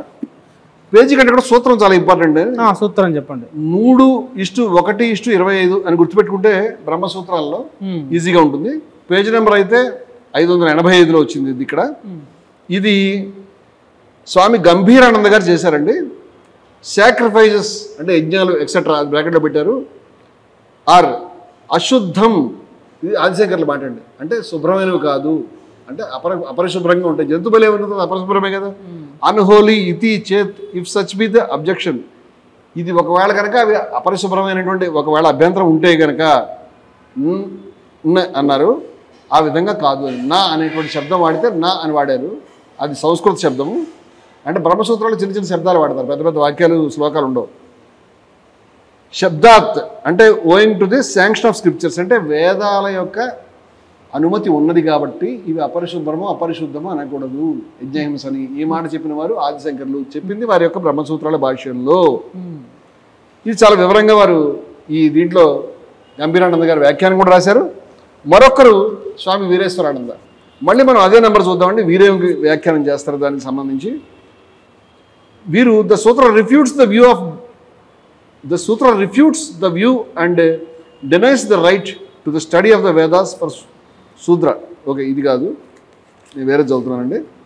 మనం ఇందాక అనుకున్నటువంటి 3:1:25 అండి.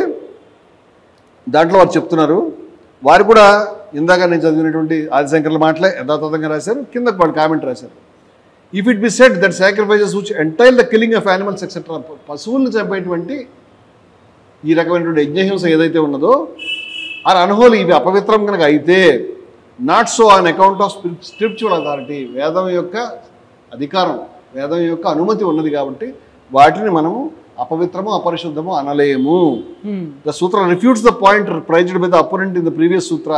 అంటే దీన్ని వ్యతిరేకిస్తూ ఎవరైతే చెప్పారో దాన్ని వాళ్ళు కాదని చెప్తూ, దానికి వారు చెప్పింది ఏమిటంటే వేదం యొక్క అధికారం ఉంది కాబట్టి జంతు హింస తప్పు లేదు అని ఆదిశంకరులు చెప్పినట్టుగా 2 సాక్ష్యాలు మనకు ఉన్నాయి. అపరిశుభ్రం కాదు అనేది చాలా క్లియర్గా, 2 పరిశుద్ధం కాదు. జగద్గురు ఆదిశంకరుల యొక్క అభిప్రాయం వారు చెప్పిన తర్వాత వేదంలో అది ఉంది అని చెప్పారు, అది చేయాలి అని చెప్పారు. వారిని కూడా మీ ముఖం అని అనాలి, వేరే ఇంకేమంటామంటే వారు చెప్పింది అదే కదా. ఈజీగా రమణమూర్తి అనేసారు, వీరందరినీ కూడా అనమని. ఇప్పుడు మరొక జగద్గురువు రామానుజులు అండి. రామానుజుల యొక్క బ్రహ్మసూత్ర భాష్యం స్త్రీ భాష్యం, దీన్ని కూడా మీరు ప్రింట్ చేశారంటే శ్రీ భాష్యం వేరే వెర్షన్ కూడా మనకి ఆల్రెడీ జిగర్ స్వామి గారు కూడా ప్రింట్ చేశారు.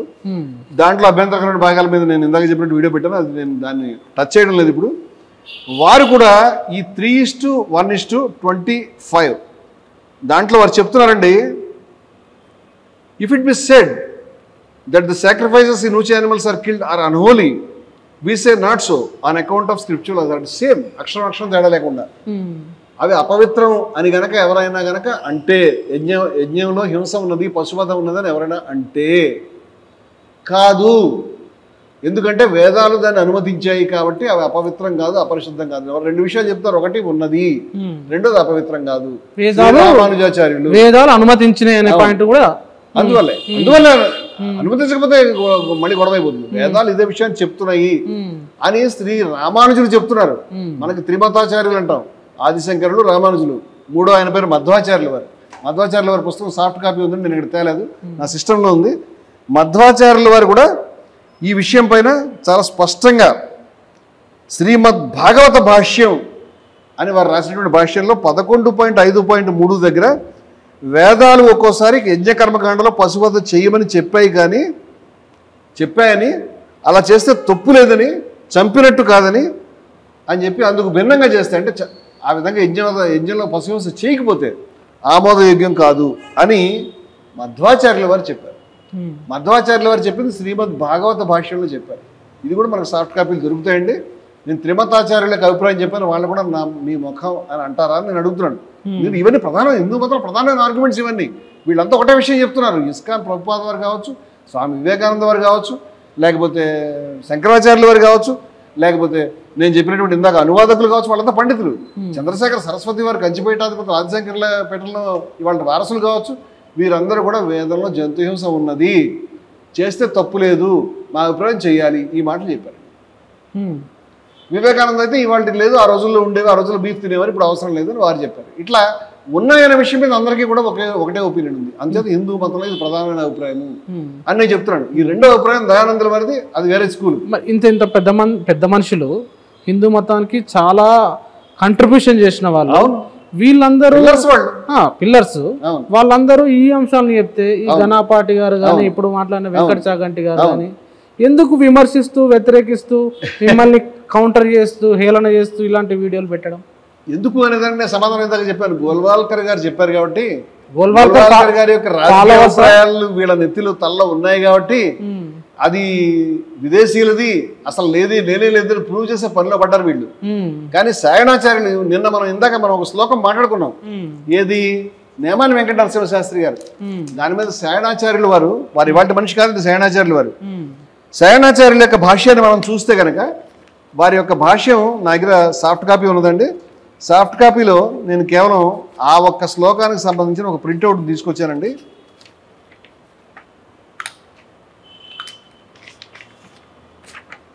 ఇది ఈ ఒక్క శ్లోకానికి సంబంధించింది. ఏదంటే శోణమేకం ఉదకం, ఇది శ్లోకం. హిందీలో ఉందండి, స్క్రిప్ట్ సంస్కృతం అండి, సంస్కృతం, దేవనాగరి లిపి అంటాం. ఓకే అండి. దీంట్లో వారు రాశారు, మొత్తం పుస్తకం సంస్కృతంలో ఉంటుంది, సాయణాచార్యుల వారి భాష్యం. నేను దీంట్లో ఏమిటంటే, దీంట్లో ఛేదన సాధనేనా, కత్తి ఎక్కడ ఉందండి ఎవరు కామెంట్ పెట్టారు. ఛేదన సాధనం అంటే కత్తె, వారు చెప్పింది వారి భాష్యంలో. అలాగే మరొక మాట చెప్పారు, ఏమంటే మాంసం, మనకి దాంట్లో శ్లోకంలో ఉన్నదే వారు అర్థం చెప్తున్నారు. అలాగే రుధిర అనేటువంటి మాంసాత్ అనేటువంటి మాట, అలాగే రుధిరం. ఏ శ్లోకం అండి? ఇందాక మనం మాట్లాడుకున్న శ్లోకం. ఓకే, మనం మాట్లాడుకున్నటువంటి నేమాని వెంకట నరసింహ శాస్త్రి గారి మీద చాగంటి వెంకట పద్య రూపం దాన్ని మళ్ళీ రుధిరం, రక్తము, ఉదకం, ఇవన్నీ కూడా అర్థాలను సాయణాచార్యులు వారు రాశారు. సాయణాచార్యులు ఇవాళ మనిషి కాదు ఆయన. మరి వందల సంవత్సరాల క్రితం ఆయన ఒక అథారిటీ వేదం మీద. ఇప్పుడు వారిని కూడా పట్టుకొని మరి చాగంటి వారు, ఘనాపాటి వారు కూడా మరి ఆదిశంకరుల్ని, రామానుజుల్ని, వివేకానందుల్ని, ప్రభుపాద వారిని, లేకపోతే సాయణాచార్యుల్ని, లేకపోతే దాశరథ రంగాచార్యుల వారిని, మీరు అందరినీ ఈశ్వరి చదువుకుంటే రంగాచార్యుల యొక్క శ్లోకాన్ని అర్థం తీసుకొచ్చి ఎందుకు పెట్టుకున్నారండి? మరి అవును, స్క్రీన్ షాట్ అదే పెట్టారు. గురుముఖత చెప్పకపోయారా మాకు? వారి అర్థం అది కాదు కదా. అంచేత you are doing very very wrong. మీరు చెప్పే తప్పు చెప్తున్నారు. ఇప్పుడు మనము డైరెక్ట్ గా వేదంలోకి వెళదాం. వేదాల్లో కోట్ చేశారు మీరు, ఎవరెవరు వేదాల్లో ఎట్లా ఏం చెప్పారు అనే అంశాలు వివిధ పుస్తకాల నుంచి కోట్ చేశారు. యజ్ఞంలో పశుహింస ఉన్నదా? వేదంలో పశుహింస ఉన్నదా? గోహింస ఉన్నదా? గోవులు చంపారా? ఆర్సి మజుందార్ గారి యొక్క డిపార్ట్మెంట్ వారు, చరిత్రకారులు వారు ఏం చెప్తున్నారు? రాధాకృష్ణ గారి అభిప్రాయం కూడా మనం తెలుసుకోవాలండి. అదే అండి, మొత్తంగా రాధాకృష్ణుడు గారు ఫిలాసఫీ భారతదేశంలో, ఆయన పేరు ఉపాధ్యాయ దినోత్సవం చేస్తాము. మహానుభావుడు, అటువంటి మనిషే లేడు. వారు రాసింది వారి యొక్క పుస్తకం, సుప్రసిద్ధమైనటువంటి పుస్తకం ఇండియన్ ఫిలాసఫీ. సర్వేపల్లి రాధాకృష్ణ గారు ది గ్రేట్, ఆయన గొప్ప అథారిటీ. ఆయన వారు మహాపండితులు, వారు మన రాష్ట్రపతి, వారు ప్రపంచవ్యాప్తంగా వారికి ప్రసిద్ధి ఉన్నది. 107వ పేజీలో Indian philosophy volume 1 Sarvepalli Radhakrishna గారు ఇండియన్ ఫిలాసఫీ వాల్యూమ్ 1లో చెప్తున్నారండి వేదంలో హింస గురించి. Question of human sacrifice is much debated. నరమేధం చేశారా, మనిషిని చంపారా అనేది కొంచెం ఎక్కువ వివాదాస్పదంగా చర్చ జరిగింది. The case of Shunahshepa does not indicate that human sacrifice are either allowed or encouraged in the Vedas అని చెప్పారు. అంటే సునశ్చేపుడి కథను బట్టి దాన్ని రెగ్యులర్గా చేసేవారని మనం చెప్పలేము అని. సుమారుగా ఇదే అభిప్రాయాన్ని ఆప్టే గారు కూడా వారి పుస్తకంలో ఇది పాతకాలంలో ఇప్పుడు జరిగి ఉండొచ్చు, దాన్ని తలుచుకున్నారని చెప్పారు. నేను కూడా కరెక్టే అనుకుంటానండి. వి హియర్ ది హార్స్ సాక్రిఫైస్, మనం అశ్వమేధాన్ని గురించి మనం విన్నాము అని చెప్పి ఇది దీనికి వ్యతిరేకంగా కూడా ఉన్నది అని చెప్పారు. ఇంకోటి ఏంటంటే it was inevitable that sacrifices should come, ఖచ్చితంగా యజ్ఞ బలులు జరిగినాయి ఇవన్నీ కూడా వారు చెప్తున్నారు. దానికి వ్యతిరేకంగా కూడా ఉందని చెప్తున్నారు. రాధాకృష్ణ గారు కరెక్ట్గా చెప్తున్నారు, యజ్ఞంలో బలి ఉన్నది, అవి జరిగినాయి, దానికి వ్యతిరేకంగా ప్రొటెస్ట్ ఉపనిషత్తులు చేసినాయండి. అందుకే ఉపనిషత్తులు అంటే నాకు ఆరాధన. దానికి వ్యతిరేకంగా చాలామంది మాట్లాడారు. ఏమంటే యజ్ఞహింసకు వ్యతిరేకంగానే బౌద్ధం కానీ, జైనం కానీ, లేకపోతే చార్వాకం కానీ, అజీవకం కానీ, లేకపోతే ఎన్నో సాంప్రదాయాలు భారతదేశంలో వచ్చింది. ఉపనిషత్తే వచ్చిందండి. ఉపనిషత్తే దాన్ని వేదాన్ని చాలా సందర్భాలు ఈసడించింది. ఈవెన్ శ్రీకృష్ణ భగవానుడు కూడా వేదానికి వ్యతిరేకంగా మాట్లాడిన సందర్భాలు ఉన్నాయి. మనం ఈ ఒక్క పాయింట్ మనం వేరే మాట్లాడుకుంటూ వస్తుంది. వారికి ఉన్నది ఈ వీటి మీద ఉన్నటువంటి అబ్జెక్షన్ వల్లే వారు మాటలు మాట్లాడుతున్నారు. భక్తి సాంప్రదాయం తర్వాత వచ్చింది. అంచేత ఘనాపాటి గారు తెలుసుకోవాల్సిన భారతదేశంలో చాలా చాగంటి గారు కూడా భారతదేశంలో చాలా సాంప్రదాయాలు ఉన్నాయి. మీ ముఖం నిందించడం ఏం వస్తుంది దానివల్ల? ఎందుకు అంత మిడిసిపోవడం అవసరం లేదు. మనకి వారి యొక్క అభిప్రాయాలు వినాలి. మనం మన మొట్టమొదటి రాష్ట్రపతి రాధాకృష్ణన్ గారు వీరు కూడా ముస్లింల దగ్గర, క్రిస్టియన్ల దగ్గర లేకపోతే తీసుకున్నారా? మరి చంద్రశేఖర సరస్వతి గారు కూడా కమ్యూనిస్టా, లేకపోతే కమ్యూనిస్ట్ పార్టీలో సభ్యులా, సెక్యులరా, లేకపోతే వీళ్ళు ఏమంటారు? మీరంతా కూడా ఆదిశంకరుని ఏమంటారండి? కమ్యూనిస్ట్ పార్టీలు పుట్టలే అప్పటికి. రామానుజులను ఏమంటారండి? వాళ్ళంతా కూడా చెప్తున్నారు కదా. ఇప్పుడు మనం దీన్ని పక్కన పెట్టి డైరెక్ట్గా మనం వేదంలో పెడదాం. ఓకే, రమణమూర్తి గారు, ఇప్పటి వరకు మీరు చెప్పిన మనం మాట్లాడుకున్న అంశాలన్నీ పిల్లర్స్, హిందూ మతంలో చాలా విశిష్టమైన కృషి చేసిన వాళ్ళ ఏమేం చెప్పారు వేదాల గురించి అనే అంశాలని మీరు కోట్ చేశారు. ఓకే, వాళ్ళంతా హిందూ మతాన్ని బాగా చేశారు, శాఖలకి చాలా ముఖ్యమైన వాళ్ళు. ఓకే, అది సరిపోదు. ఎందుకంటే ఈరోజు చర్చలో వేదంలో గో హత్య ఉందా, చంపదగిన గోవు, చంపదగని గోవు అనేది ఉన్నదా, గోవధ ఉందా అనేదే చర్చ. రైట్.